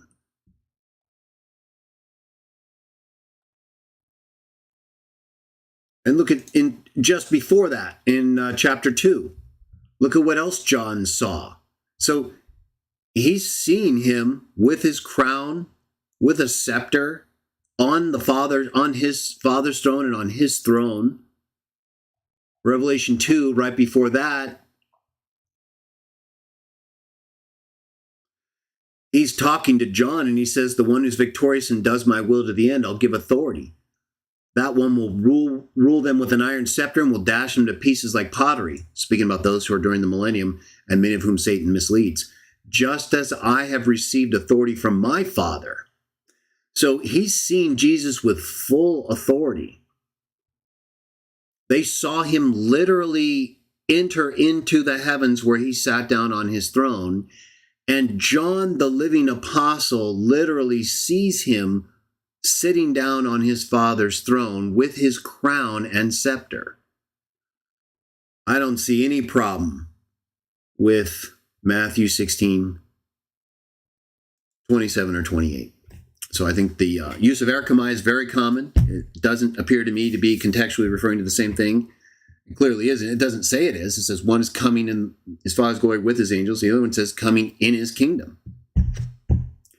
And it is referring to the people standing around him, whereas in verse 27, they weren't even involved. Let me use the restroom real quickly, and we'll come back. More questions. Q&A day.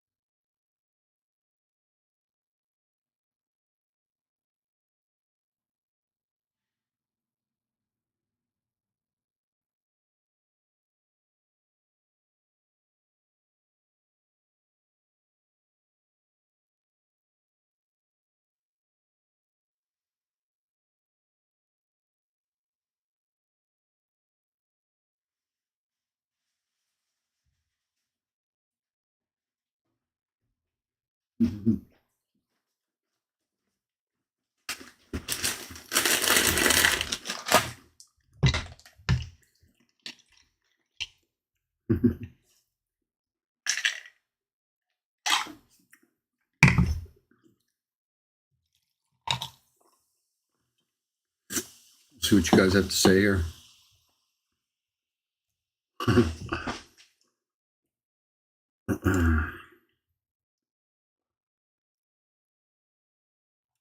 All right, so I think I answered my first two primary questions. Well, the first two, period, but they were some big, nice questions there. Good job, guys. Good to see you, single cell organism. Lauer, of course, we already mentioned Everett. Star Wars bunker. Old Star Wars, not new Star Wars.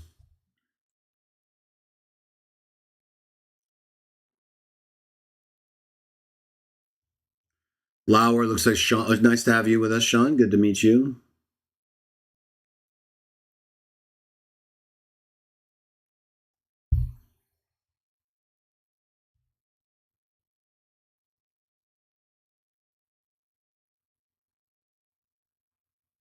Mm-hmm.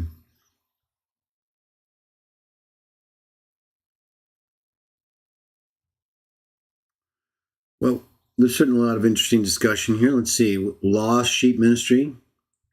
There will be a temple. There just won't be a shrine. Temple's a poor translation. That's what you say there. Okay. Not much else info, though.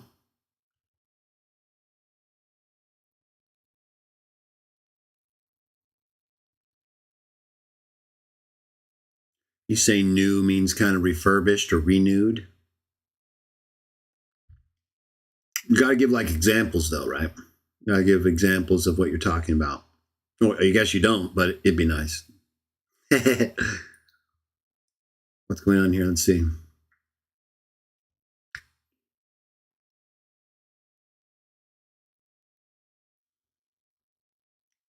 Flower is on fire.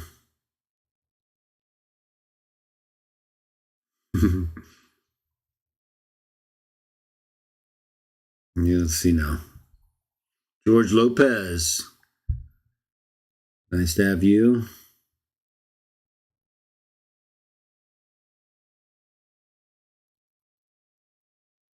Oh, okay. Good job, Lost Sheep Ministry. You do bring up some.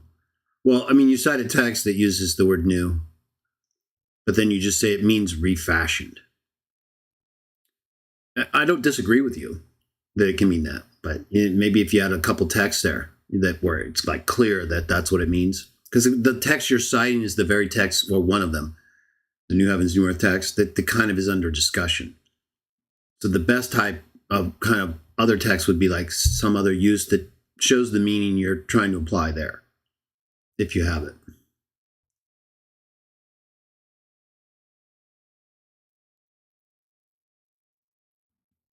Mm-hmm.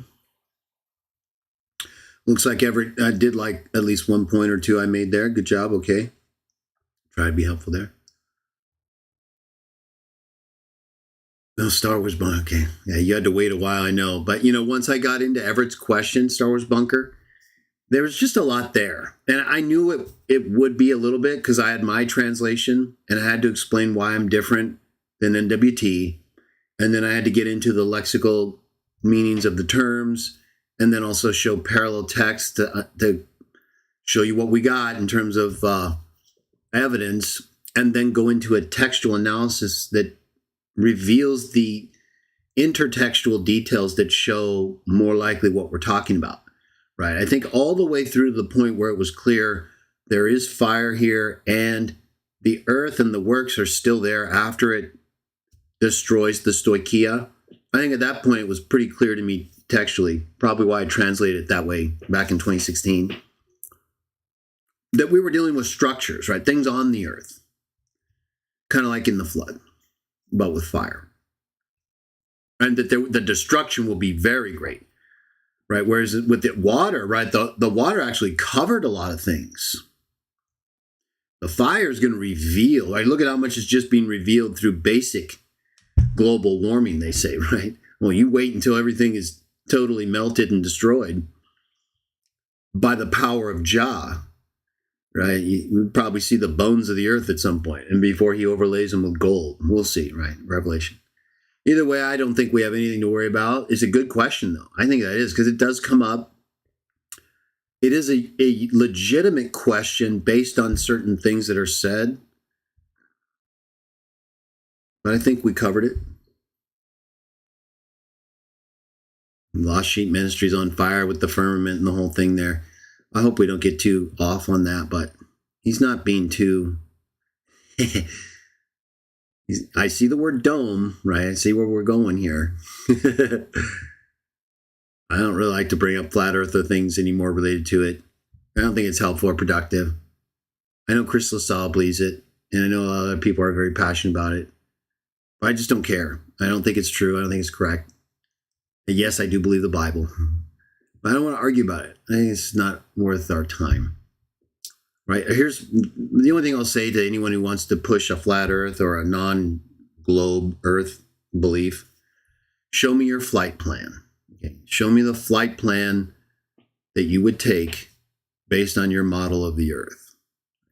If you don't have one, well, that should tell you something right there. If there's not one single flight plan that you or I could fly and expect to live, I don't know what is that should tell you, right? Every flight plan is based on a global earth.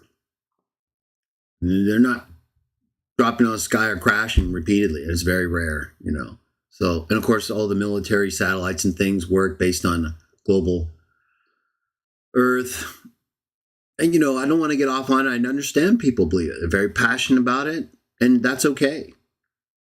I don't think that disqualifies you for being a Christian. I don't think it's right. And I think, again, can you just give me a flight plan? If you give me a flight plan that works, like that I could use and live, well, then okay, you're good to go. It's not hard to convince me.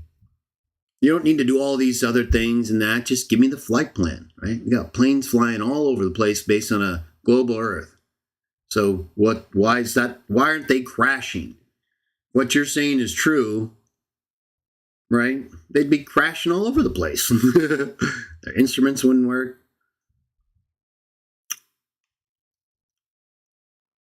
Good to see you, Hal. Thank you for the compliment. Good to see you and good sentiments. Oh, that okay. Star Wars Bunker. That worked for you. Good job. I'm glad it helped. Yeah, for a minute I had to look closer at it and realize that there's two different uses of coming there. I didn't see it right away either.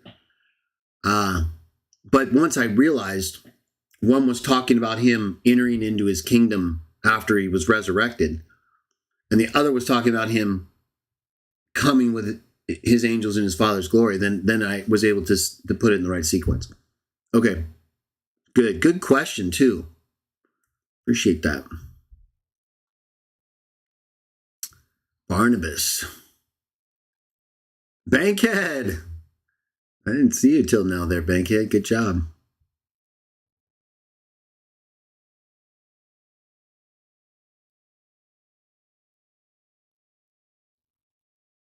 So George Lopez says,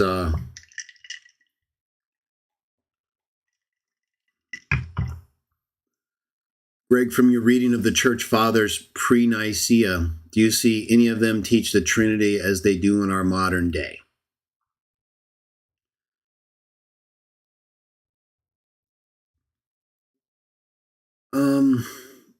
Exactly like that? No, none of them do. None of them use homoousios. No. Very simple. Do some of them believe Trinitarian thought? They get close in many ways and do have Trinitarian concepts, right? Like even Athanasius. They didn't really deal with the Holy Spirit at Nicaea. So that took them a long time, right? They didn't even deal with the whole two natures of Jesus until the 5th century, Chalcedon. So none of the church fathers had this bifurcation of Jesus' natures so that he's two people but one person, and whatever person they want him to be based on the text and how they can fit it with their doctrine, right? None of them are even talking about Jesus in that way as far as a part of the Trinitarian metaphysic, right? Where none of the early church fathers have this developed understanding of the Trinity with homoousios and a dual nature, Jesus and the Holy Spirit. All right, this took several hundred years to codify and to make a basis for condemnation. But I do believe you had some people like Athanasius who were thinking in a Trinitarian way, right? They're thinking of light from the sun and these metaphors that they didn't understand fully scientifically, but visually it looked like something they could relate to their doctrine. So I believe they started thinking this way in the mid to late 3rd century, at least explicitly in some closer metaphysic to Nicaea. And so their thinking was, you could say, I guess, that's why I kind of qualify it. You could, when we say Trinitarian, right, we're going past Nicaea to Council of Constantinople, and at least that.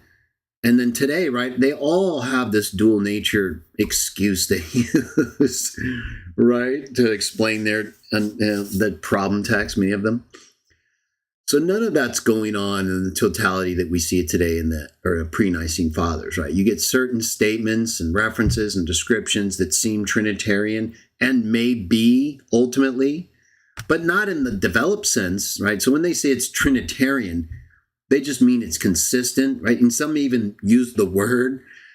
I know there's use of the word Trinity, but they're not using the word with the developed understanding that comes about later, right? This is a whole big problem for Trinitarians sometimes, especially when they're doctrine. Maybe it's their doctrine is so sensitive, they just shut down mentally. They can't think anymore. They collapse. Right? We know they're not stupid, but they just kind of like, it's hard for anyone, right? When you're something you're really passionate about and you champion strongly is threatened. It's like I was saying earlier about that example I gave with the business people. Now, the majority of people can clearly see the objective facts and acknowledge them. But other people with obvious intelligence could not. I don't think that's because they couldn't see it. They're not blind. They're looking right at it. They're just blind mentally, right? Their mind blind. They just can't accept what they actually are looking at. It's like the weirdest thing, man. I think we've all experienced that a little bit, right? We get a little shock of information. Maybe it's just hard to accept right away. I can't think of any time where I've just been totally polarized against the truth, but sometimes things hit you and you don't really know how to take them, and maybe they kind of shock you a little bit until you find out more. So either way, we were relating that to the pre-Nicene discussions of the Trinity, right? And how they use terms. Sometimes they'll seize on a term that's used in pre-Nicene fathers or writers, and see Trinity. No, not even close. But they don't. You would think they would check that, right? That they would be the ones trying to make sure that's the same Trinity they believe now. They just assume it is. They don't care. They're so desperate for pre-Nicaea support for their doctrine, they'll take almost anything. Well, we saw what they did with Pliny the Younger and Trajan, right? That's something I exposed directly, and it even took people that were involved in that a while, right? I forget who it was we were discussing from James White's ministry. It was forget his name now. Someone I used to correspond with more regularly, but there were people who just couldn't understand what I was even talking about, even though I had explained it clearly and showed exactly what I was talking about, right? So it's like, what are you talking about? You guys are saying that that Pliny was saying that the Christians believed in Jesus as God, capital G-O-D. They didn't even believe in that. What are you talking about? They had a pagan idea of gods and didn't think the Christians acknowledged any of them, but they saw that they treated Jesus as a god, which is the only thing they could have conceived of him as. See, like they're importing Trinitarianism into Pliny the Younger, right? That's right at the beginning of the 2nd century, too. Think how many people have been misled by a mistranslation of Pliny the Younger's letter to Trajan about the Christians' belief of Jesus as a god, saying that they believe he's God. Oh, see, the early Christians believed he was God. No. And what you believe is God clearly wasn't what they would have meant by that either, no matter what. That's no way what the Romans meant or would have conceived of their thinking to be. They would have just thought of him the same way that they thought of their deified emperors, as into thinking that he's someone like that they view him as their Lord. So he wouldn't have thought of it in terms of consubstantiality. There's no evidence of that. They just read all that back in this misquoted reference. They do that with other things too, right? John 10. We don't stone you for a fine work. We stone you because even though you're a man, you're making yourself God. No, he clearly wasn't making himself God other than in the sense in which he is God by representing God to us and the Father being in him, John 14. But in that specific context, he is making himself the Son of God, which they're rejecting.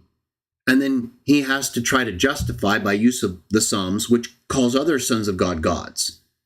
And he says in that text, I didn't bring this up the other day when I was talking about monotheism a little bit, yesterday's show. Right in John 10, Jesus says, when God calls the other sons of God gods, that doesn't break the scripture.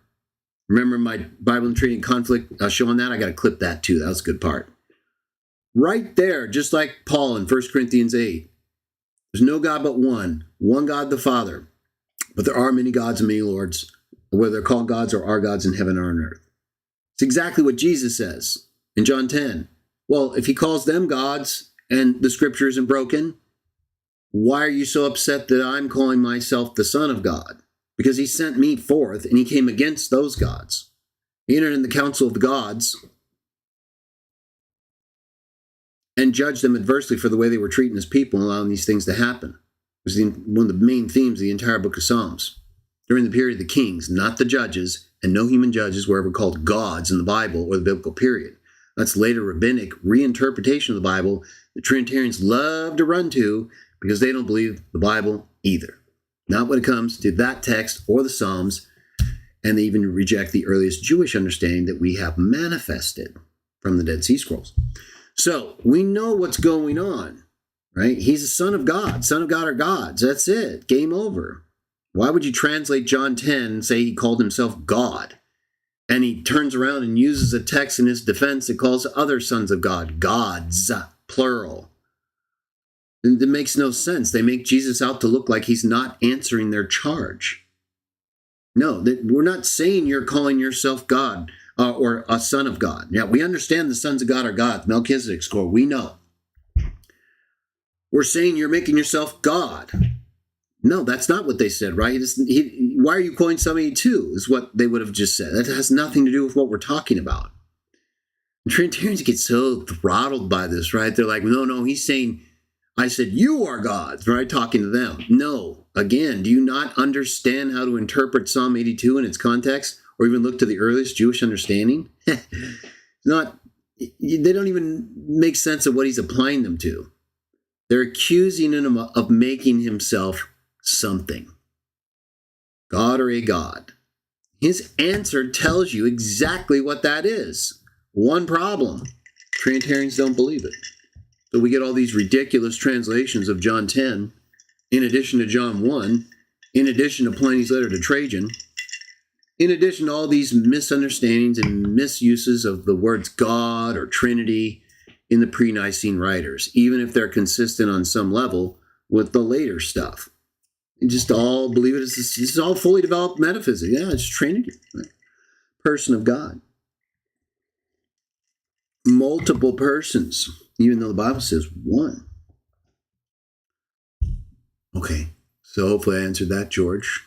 We are going through it, of course, and as we've all seen, we got a long ways to go still. We're doing Ignatius next, but he uses God for Jesus, depending on which text you accept, but I don't see any problem with that either. Again, that's not Trinitarianism. We believe that, right? We don't have a problem when properly understood, right? Isaiah 9:6, guys. Do you not refer to him as mighty God? Oh, okay. So what's the problem? There is none. The Septuagint even translates it to show you there is none. Angel of great counsel. Yeah, he's one of the gods who are angels, whom we were made lower than, and whom he became lower than. This is all very clear, explicit stuff. Then we get Trinity, right? Calling their bluff. And then we get the dragon. Oh, we're getting to it. Right? Next Saturday's show, you're going to see. We're going to talk about Council of Nicaea. We're going to talk about Constantine. Oh, yeah. A lot going on there. And we see already a little bit, right? A little bit of involvement in fighting with the Christians. Right? Justin calling out different Christians to different Roman emperors, which may be legitimate on some level. Right, but we're entering into the period, even in the mid-2nd century, where we've got Christians like Justin Martyr, going to the authorities. So he better have had a good reason. He probably did, but it definitely gave an excuse for the dragon to at this time continue to use the beast however he could. Right? Maybe he had people he couldn't get motivated like Nero or others, Domitian at times, to go crazy on the Christians. So then he would use infighting among the Christians to have them create their own problem with the beast and then just bring the attention to them, or get, emperors during the time Satan's using the beast who don't really do everything he wants, like we've seen happen many times. Things like this would bring them out, right? This would, if they're not thinking of the Christians and trying to persecute them, well, being notified of a big problem with people who are doing all these things and claiming to be Christian, that's going to get the attention of the beast, and the devil can use that. So whether, I'm sure Justin didn't think of it that way. Either way, we see all this happening, right? It's how the dragon is. He's got limitations, but he knows how to exploit them. So we got to limit his opportunities to exploit us or anybody. Let's see what else we got here.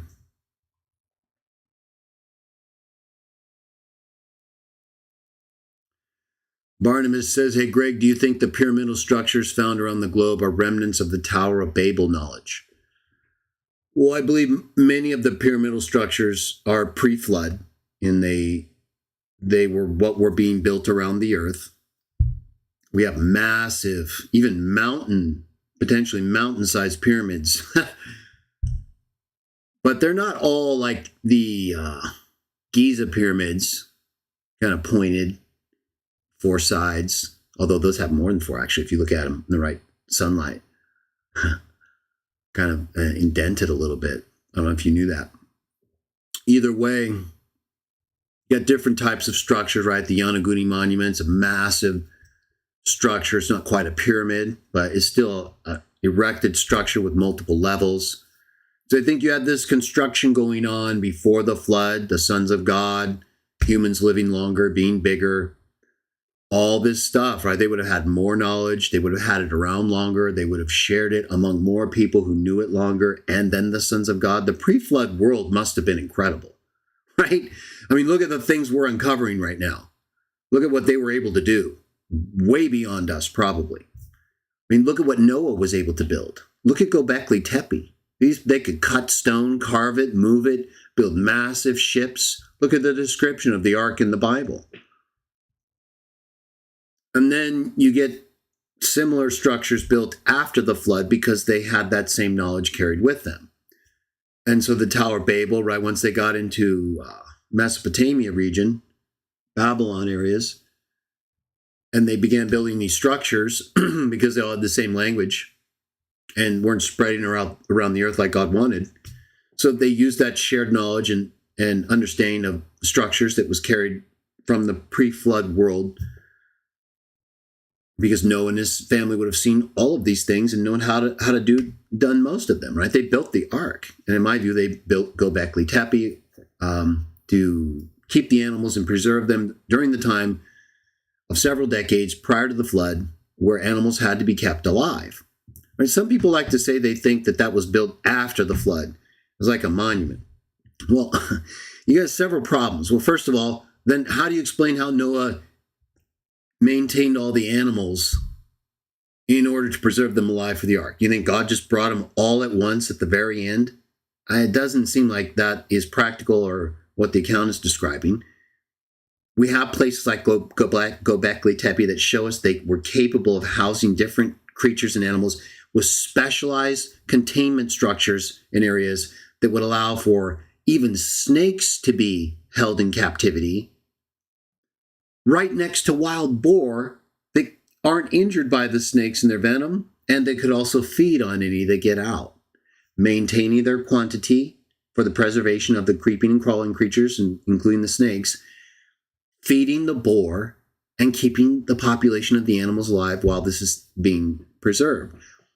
It also explains how it all got buried to the extent that it did, so that we only recently even found it. Now, people who believe in the other theory want to say that they think that people buried it after they made a monument for Noah and after the flood. Well, then what did the flood do? The flood would have buried it, okay? Look at the Sphinx. Look at all these things that are totally buried. Flood waters, beach water moves sand, moves sediment. We're talking the entire earth was surging waters for several months. Okay, Göbekli Tepe would have been totally buried. So everything is consistent with the reason they made it, why, and what it was used for, and how it got buried. To say it was built after the flood, there's nothing that says all the animals that were brought in the ark stayed there. That wouldn't even make sense. They were all kept alive in sufficient quantities to be let loose and then multiply and then spread throughout the earth just like humans did. Keeping them in one place would seem to be the exact thing that the humans eventually did that God doesn't want, right? So there's certainly not as much reason to build it after as there would be before. You're going to spend all that energy and resource after the flood just to keep the animals in that same area all together, like in the ark? No. They were brought in the ark to stay alive, and they were meant to go outside the ark to thrive.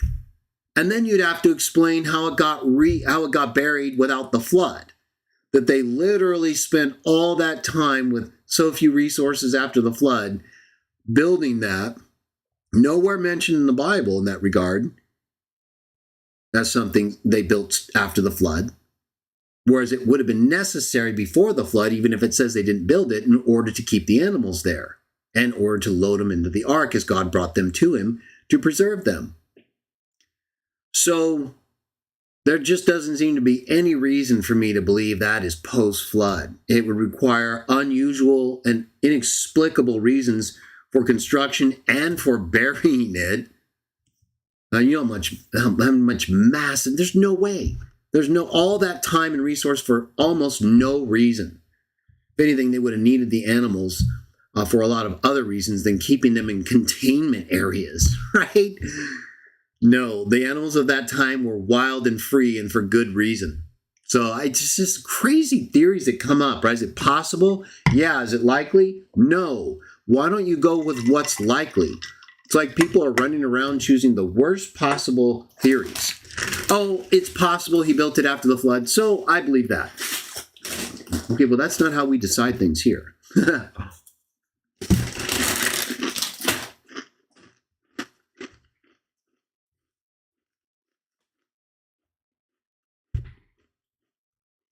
We go based on likelihood, not possibility.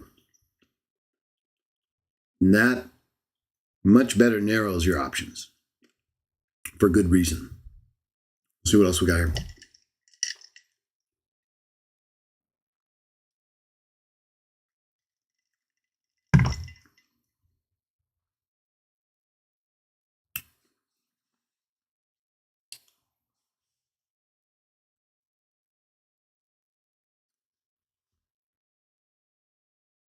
You guys are talking about different pre-Nicene fathers and things they said. It's like Everett's quoting Tertullian, or was when the sun was not. Very similar to, of course, Arius and what they condemned at Nicaea.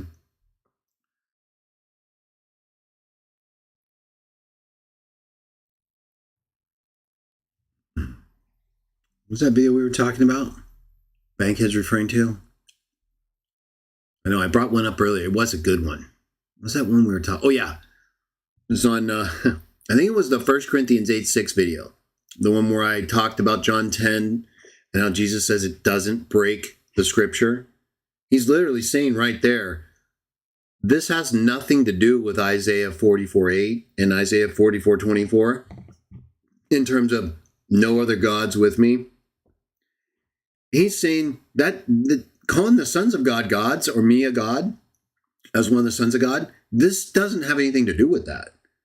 When he says this doesn't break the scripture, what else is he doing? He's saying this is categorically different from these denials of being gods. These are the sons of God, that God calls gods. And even you Jews call gods in your Melchizedek scroll. He knew they wouldn't dispute it, and they didn't dispute it. They disputed that he was God's son, one of those gods, which is why he said, why do you accuse me of blasphemy when I said I'm God's son? Okay, so everything about that account is you're accusing me of being a son of God, and rejecting me as such. But God calls these sons of God whom he rejected gods. And he sent me forth. So what's the problem?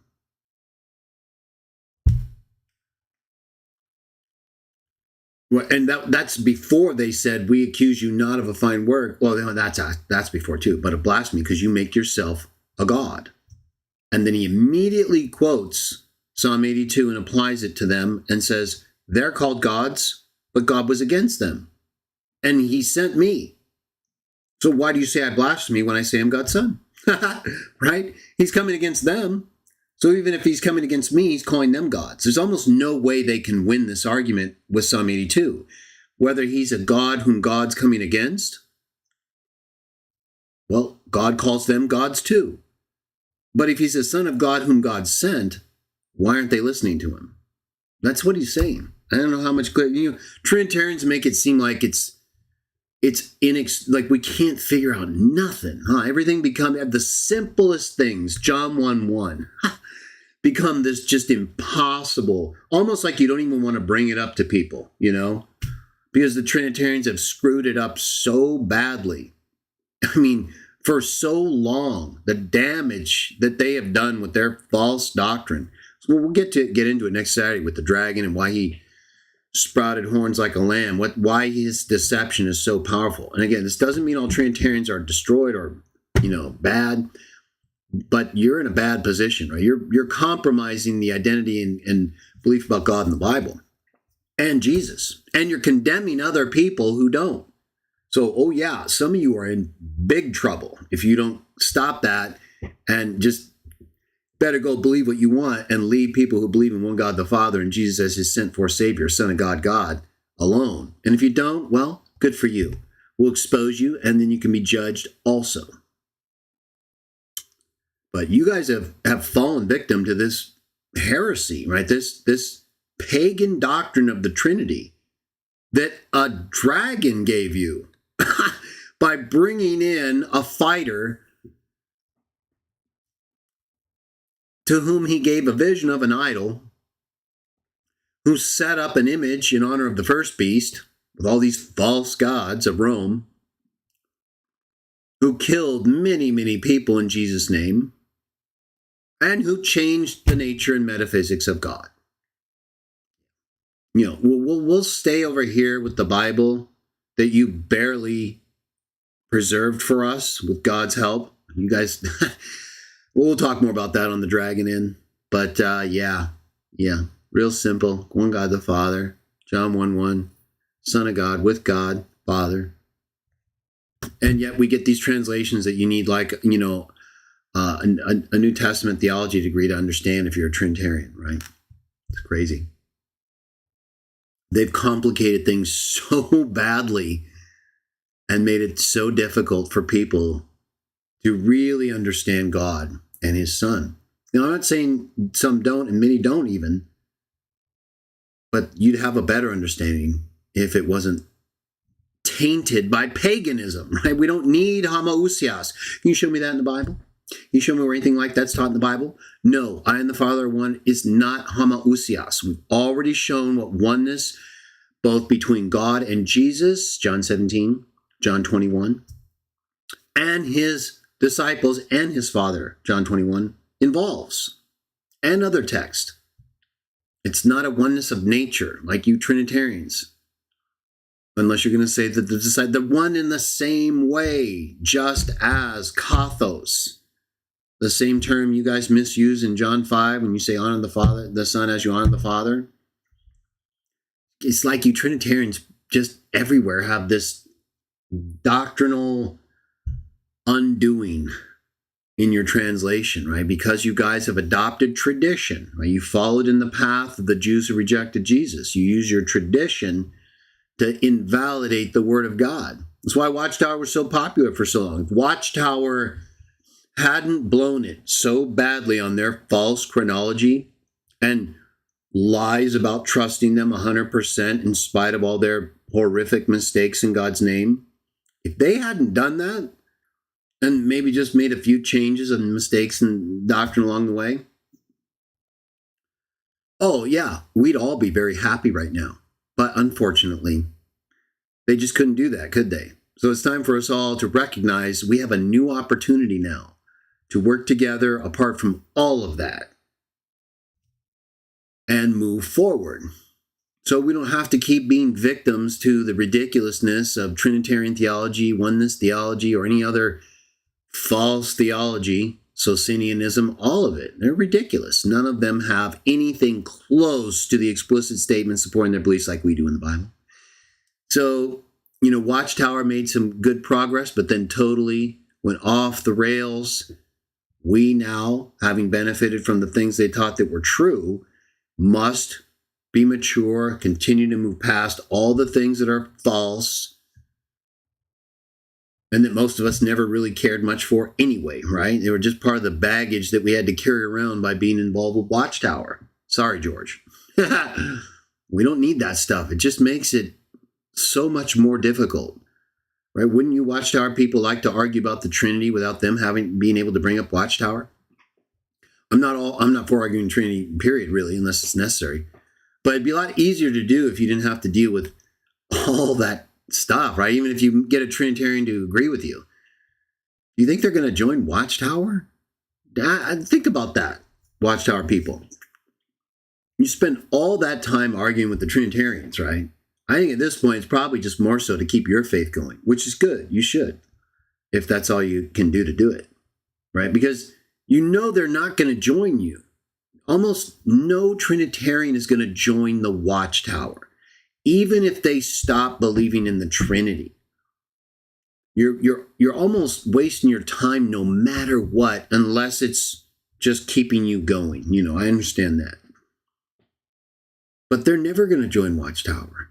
Because if you get past the Trinity, even if you got past the NWT with like a hardened Trinitarian, someone who's convinced and they know all the apologetic stuff, you're going to have to then convince them that the Watchtower is not a false prophet, or that trusting them 100% is the way to go, right?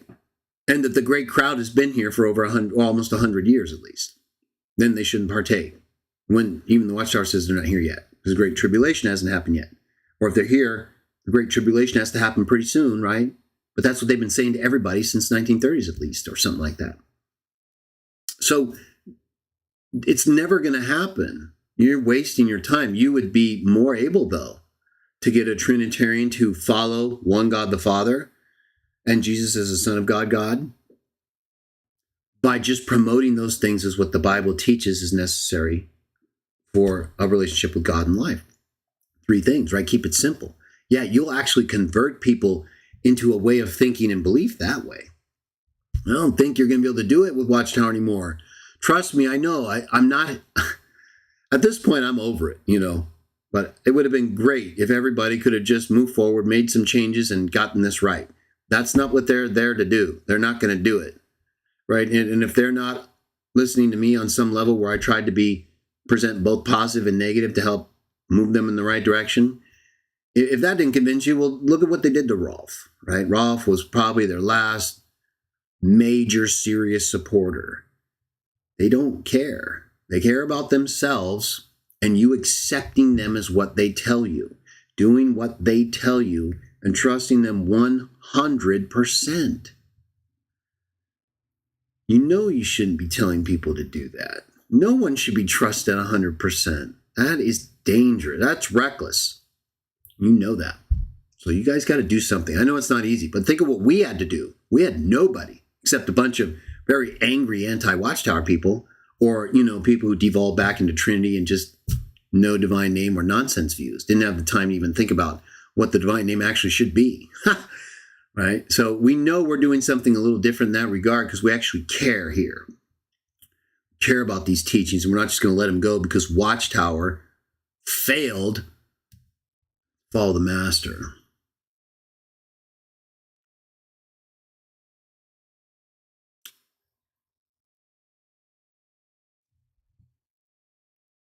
Yeah, George understands what I'm saying.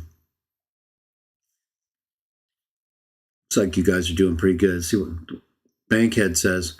Greg, what do you think of near-death experiences? I have at times thought about them when people bring them up, but because they are subjective, right? They may actually be happening, and so objective for those people. But because we're being asked to comment on someone else's experience that we didn't share, and we didn't die with them and go through something, there's almost no way to validate or invalidate it. I guess unless they say something that's demonstrably, provably false or true. But that's not usually the case, right? We're kind of being asked to accept what they say they saw or heard, and we can't verify it. That's why, in a similar way, right, even our own experiences, our own conversion, our own change of heart is just something very difficult to replicate in a discussion with someone and convince them. It's easier to convince based on objective facts and let them have their own experience. Hopefully not through death, though, right? The Father and Son visiting them, like they say, and they will. This happens, everybody. It's very hard, though, to convince people of supernatural experiences they're not a part of. So I recommend not even trying. I don't see that it's going to be as effective as actual evidence that we can use comparatively with other views to show, hey, right here, So I try not to get too into them because it's just more dwelling on other people's experience rather than my own. Do you feel the ground level JWs are guilty? In my opinion, their hearts are in the right place, as are a lot of Christians' hearts. It's the leadership which I think are guilty. Yeah, well, we obviously have to be careful here because we can't assign that level of condemnation or acceptance to anyone. We can make determinations on what we see as not right or right? We have to do that. But there's more we don't see that we have to account for in each person, that we can't just make a judgment with finality like they do, some of them. But I think an example that would support what you're saying, Star Wars Bunker, is the widow with 2 small coins. When Jesus was outside the temple and he saw her drop in those 2 little teeny coins of little value, a few pennies, basically. He said that was more than everybody because it was all she had.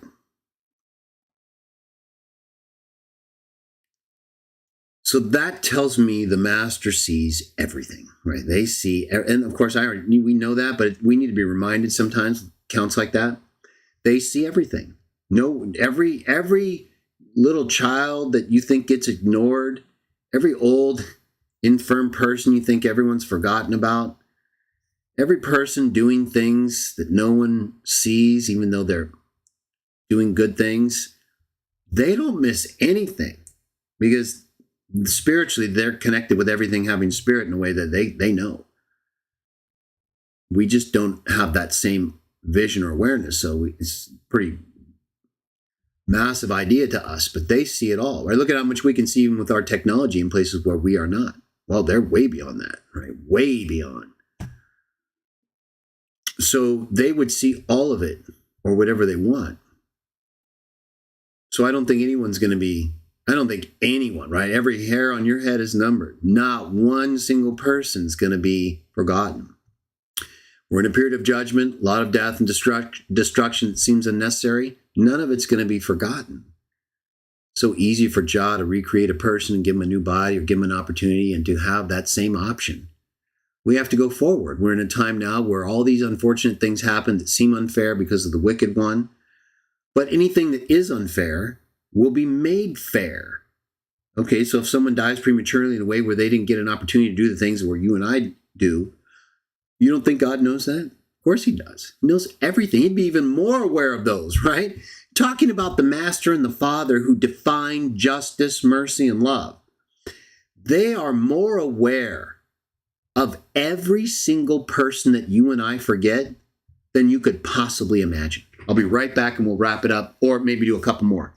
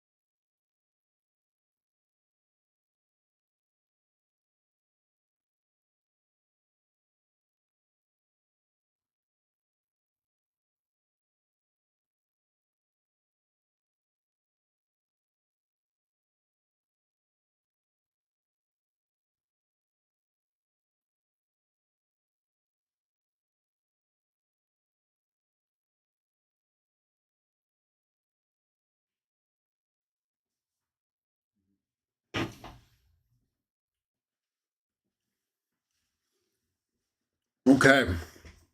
Let's do one more run through the chat here and see if there's any questions that came in while I was away. Thank you for your patience. Thanks for joining me. Very nice to be with you all again today. I will be back next Saturday. Not playing a Sunday show though. But I wanted to get in another open session before we just kind of move back to our regular Saturday program. And then I'll do a Sunday show or another show whenever I can at some point.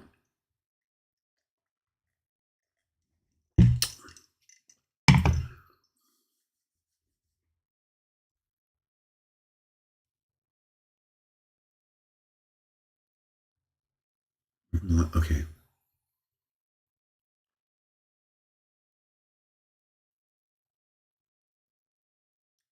Let's see.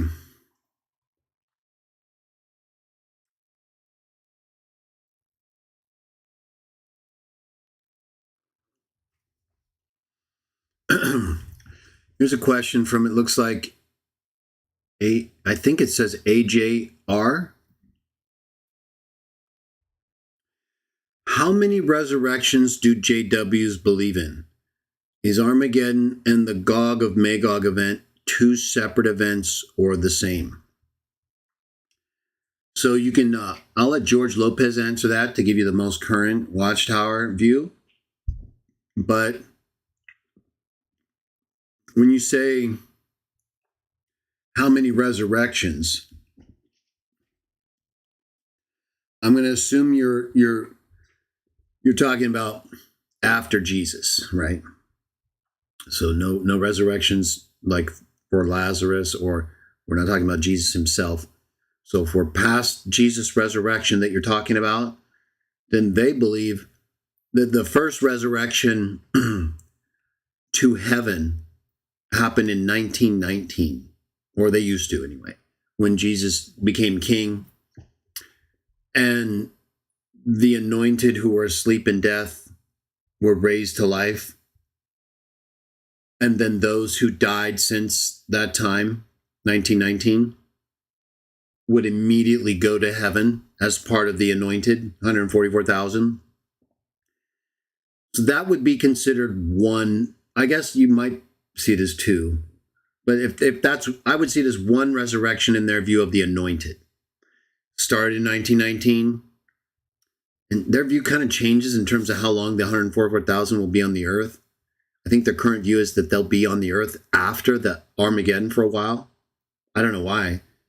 It says right there in 1 Thessalonians 4 that those living during the presence or coming of the Lord will be caught away with him. So I don't see how they're seeing that, because they look at that text in the Old Testament about there being princes in the earth. Watchtower attaches a lot of significance to texts that don't have any other evident application, right? So, or if they think it might apply to the future time related to God's promises, they're able to interpret some of these things very uniquely, I'll say. But I don't see how they get even those princes to be the anointed when the anointed are all caught away at his return, the second coming, 1 Thessalonians 4. I don't know why they wouldn't just see that as the kings of the earth who are on the earth during the millennium, who bring their glory into the New Jerusalem. Instead, they're seeing it as the anointed still on the earth after Armageddon and the second coming. See, I don't understand that sometimes when they, they used to have some good interpreters and I would say even scholarly people. Like some of the books, appendices, articles, the NWT, they clearly had some sharp pencils. But they also are caught in this web of interpretation that I think limits it. It's like with the Trinity. Trinity kind of limits Trinitarians, and they're not able to really see past this whole, Jesus as a God, or, they can't make sense of it. Even though 1 Corinthians 8:6, it doesn't matter. They just can't do it. Same with Watchtower. It doesn't matter how smart they are, or who some of them were smart. They just get caught up in this end time speculation, Fred Franz, whom I would consider at least someone with a very good intellect, he made some of the craziest statements, some that I didn't even hear until somewhat recently. about 1975 and some of his talks. One that I had never heard, I just heard recently, where he basically says, yeah, I mean, it's the most wild thing I've heard from a convention talk from him. I may play that and go over it again at some point with you guys. But he pretty clearly says everything's going to change in 1975. So,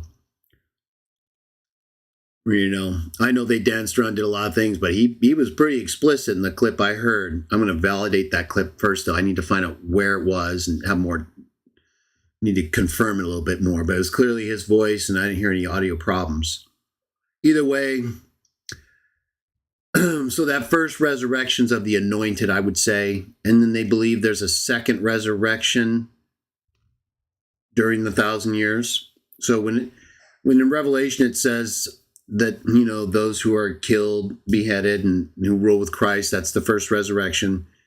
And then it says the rest of the dead don't come to life until after the 1,000 years have ended. Watchtower believes that's a ongoing resurrection of the dead during the 1,000 years. The righteous and the unrighteous, basically, or that's part of it. That's how they see it. Whereas that's not what that text says. We have a whole video on it. First death, second death, first resurrection, second resurrection, first death, second death, something like that. It says they come to life after the 1,000 years. And then, sure enough, right after that, in that very chapter, it talks about the great white throne judgment and everyone being resurrected after the 1,000 years for their final judgment. Same as Jesus speaks about in John 5, resurrection to judgment or resurrection to life. The Watchtower sees that happening during the 1,000 years.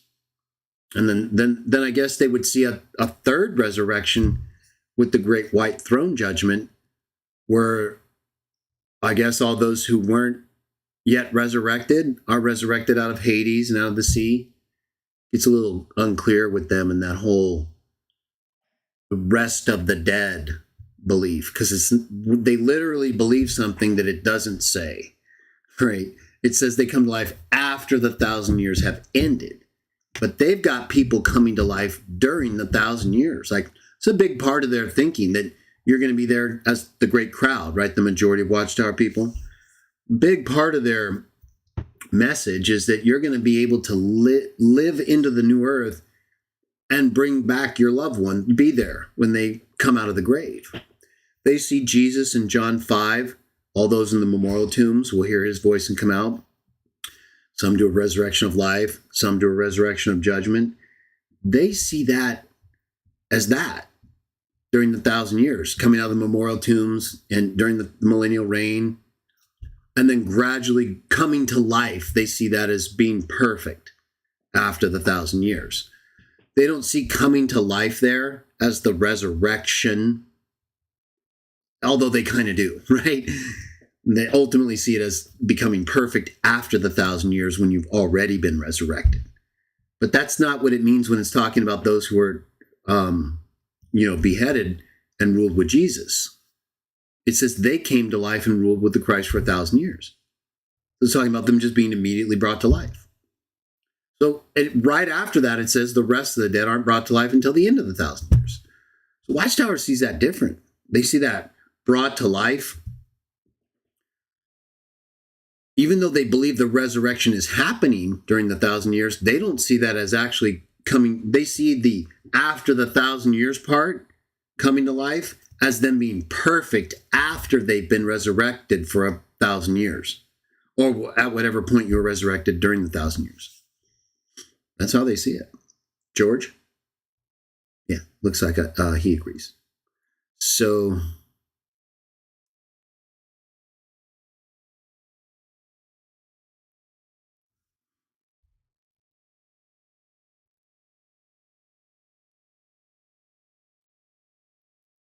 George Lopez asked in connection with what we said earlier, Greg, Trinitarians claim to the Jews to be the Son of God means you're making yourself God. They claim that making yourself Son of God means you're God. Is there any historical evidence from Jewish sources for this? Seems made up to me. It's totally made up, right? They literally used that account to try to prove it. And that very account disproves it, right? Because that's the whole reason they mistranslate it. That's what they want. They want the accusation to be what they believe. And by God, they mean personal God, of course. But just setting that aside. So there's nothing that says if you claim to be a son of God, that means you're claiming to be God. Totally invented out of nothing, right? The account in John 10 shows if you claim to be a son of God, even in the account when he's before Caiaphas in the Sanhedrin, in Mark, they say, tell us right now, are you the Christ, the Son of the Blessed One? He says, and then he answers, and one of the accounts says, you will see the Son of Man coming at the right hand of power and glory. So in that account, then he immediately rips his clothes and accuses him of blasphemy, right? Well, in John 10, after he says, why do you say I blaspheme when I said I'm God's son? And they say, we don't accuse you for a fine work, but for making yourself a god. Well, doesn't he call the sons of God who he came against gods in Psalm 82? So why are you so upset that I, as the one he sent, the son of God he sent forth, call myself a god? He's literally putting them in an impossible win. If they think he's a son of God whom God is against, that's exactly who God calls gods in Psalm 82. If he's a son of God whom God sent, they're screwed, right? So neither one gives them a basis for them condemning him. Claiming to be God wouldn't allow him to use Psalm 82 to explain why that's okay. You see? Psalm 82 doesn't do anything like that. It just shows God entering in the council of God and calling sons of God gods, whom he's against because of what they're doing. That's it. How does that justify your claim to be God? Right, it's crazy stuff, huh? It doesn't make any sense on any level, no matter how you look at it, even with Trinity. There's no justification for claiming to be God in Psalm 82. That they're going to, what would be even the point of quoting Psalm 82 if that's what you claimed? Right? But if you claim to be a son of God, which he does, why do you say I blaspheme? Because I said I'm God's son. It's not me guessing, it's explicit. Calling yourself God's son and being accused of calling yourself a god perfectly fits with what you have in Psalm 82, does it not? Forget about who those gods are for a second, even though it's obvious. That text answers the issue in every way so that they don't even have anything to use against him. And he says that when God calls the sons of God gods, doesn't break the scripture. So when Trinitarians say that calling Jesus a god, as a son of God, breaks the scripture that there's only one God, they're lying. Okay, they're liars. Or they're so gone, they're not even worth talking to. But they're gone. And some of them may not be lying intently, right? They've been misled, like Watchtower. They're not like liars. They're just so convinced that the governing body is who they say they are and they're the great crowd. They're going to misrepresent Revelation 7. They're going to misrepresent Matthew 24. They're not, are they lying? I guess so, but they just really believe it, right? So there's this difference here, and Satan knowing he's lying, right? Like to Eve. Nevertheless, there's something that is allowing them to accept what they know is not true, like the example I gave a few times today. Those business people, right? Where most of us are looking at something objectively, we see it, few of them don't. What's going on there? The smart people, business people, why can't you see it? They don't want to believe it. So I tell people, everyone could read 1 Corinthians 8:6. Everyone just doesn't believe it. So you're not going to, it's sometimes we get a lot of zeal and pumped up. I do too. Then I'm going to show them this. They'll get this and they'll understand. Nope, probably not. You can try though. So, yeah, the Trinitarians have caused a lot of problems that way. I don't think, again, all of them are intentionally doing it. They really believe it, some of them. Like with Watchtower. Watchtower people, some of them really believe it. They're sincere in what they're believing and teaching, even though it's wrong. Like Paul. right? So we have to be careful that we don't want to we wouldn't want to give Paul the opportunity to kill us before he was enlightened either, right? So we don't want to necessarily get too close with people who are misled, especially those who are dangerously so. But it doesn't mean they're totally gone either. They might have a change. God might change their heart to Christ, right? They allow them to see things, and so we got to do our part. Plant, water. Don't waste time where you can avoid it.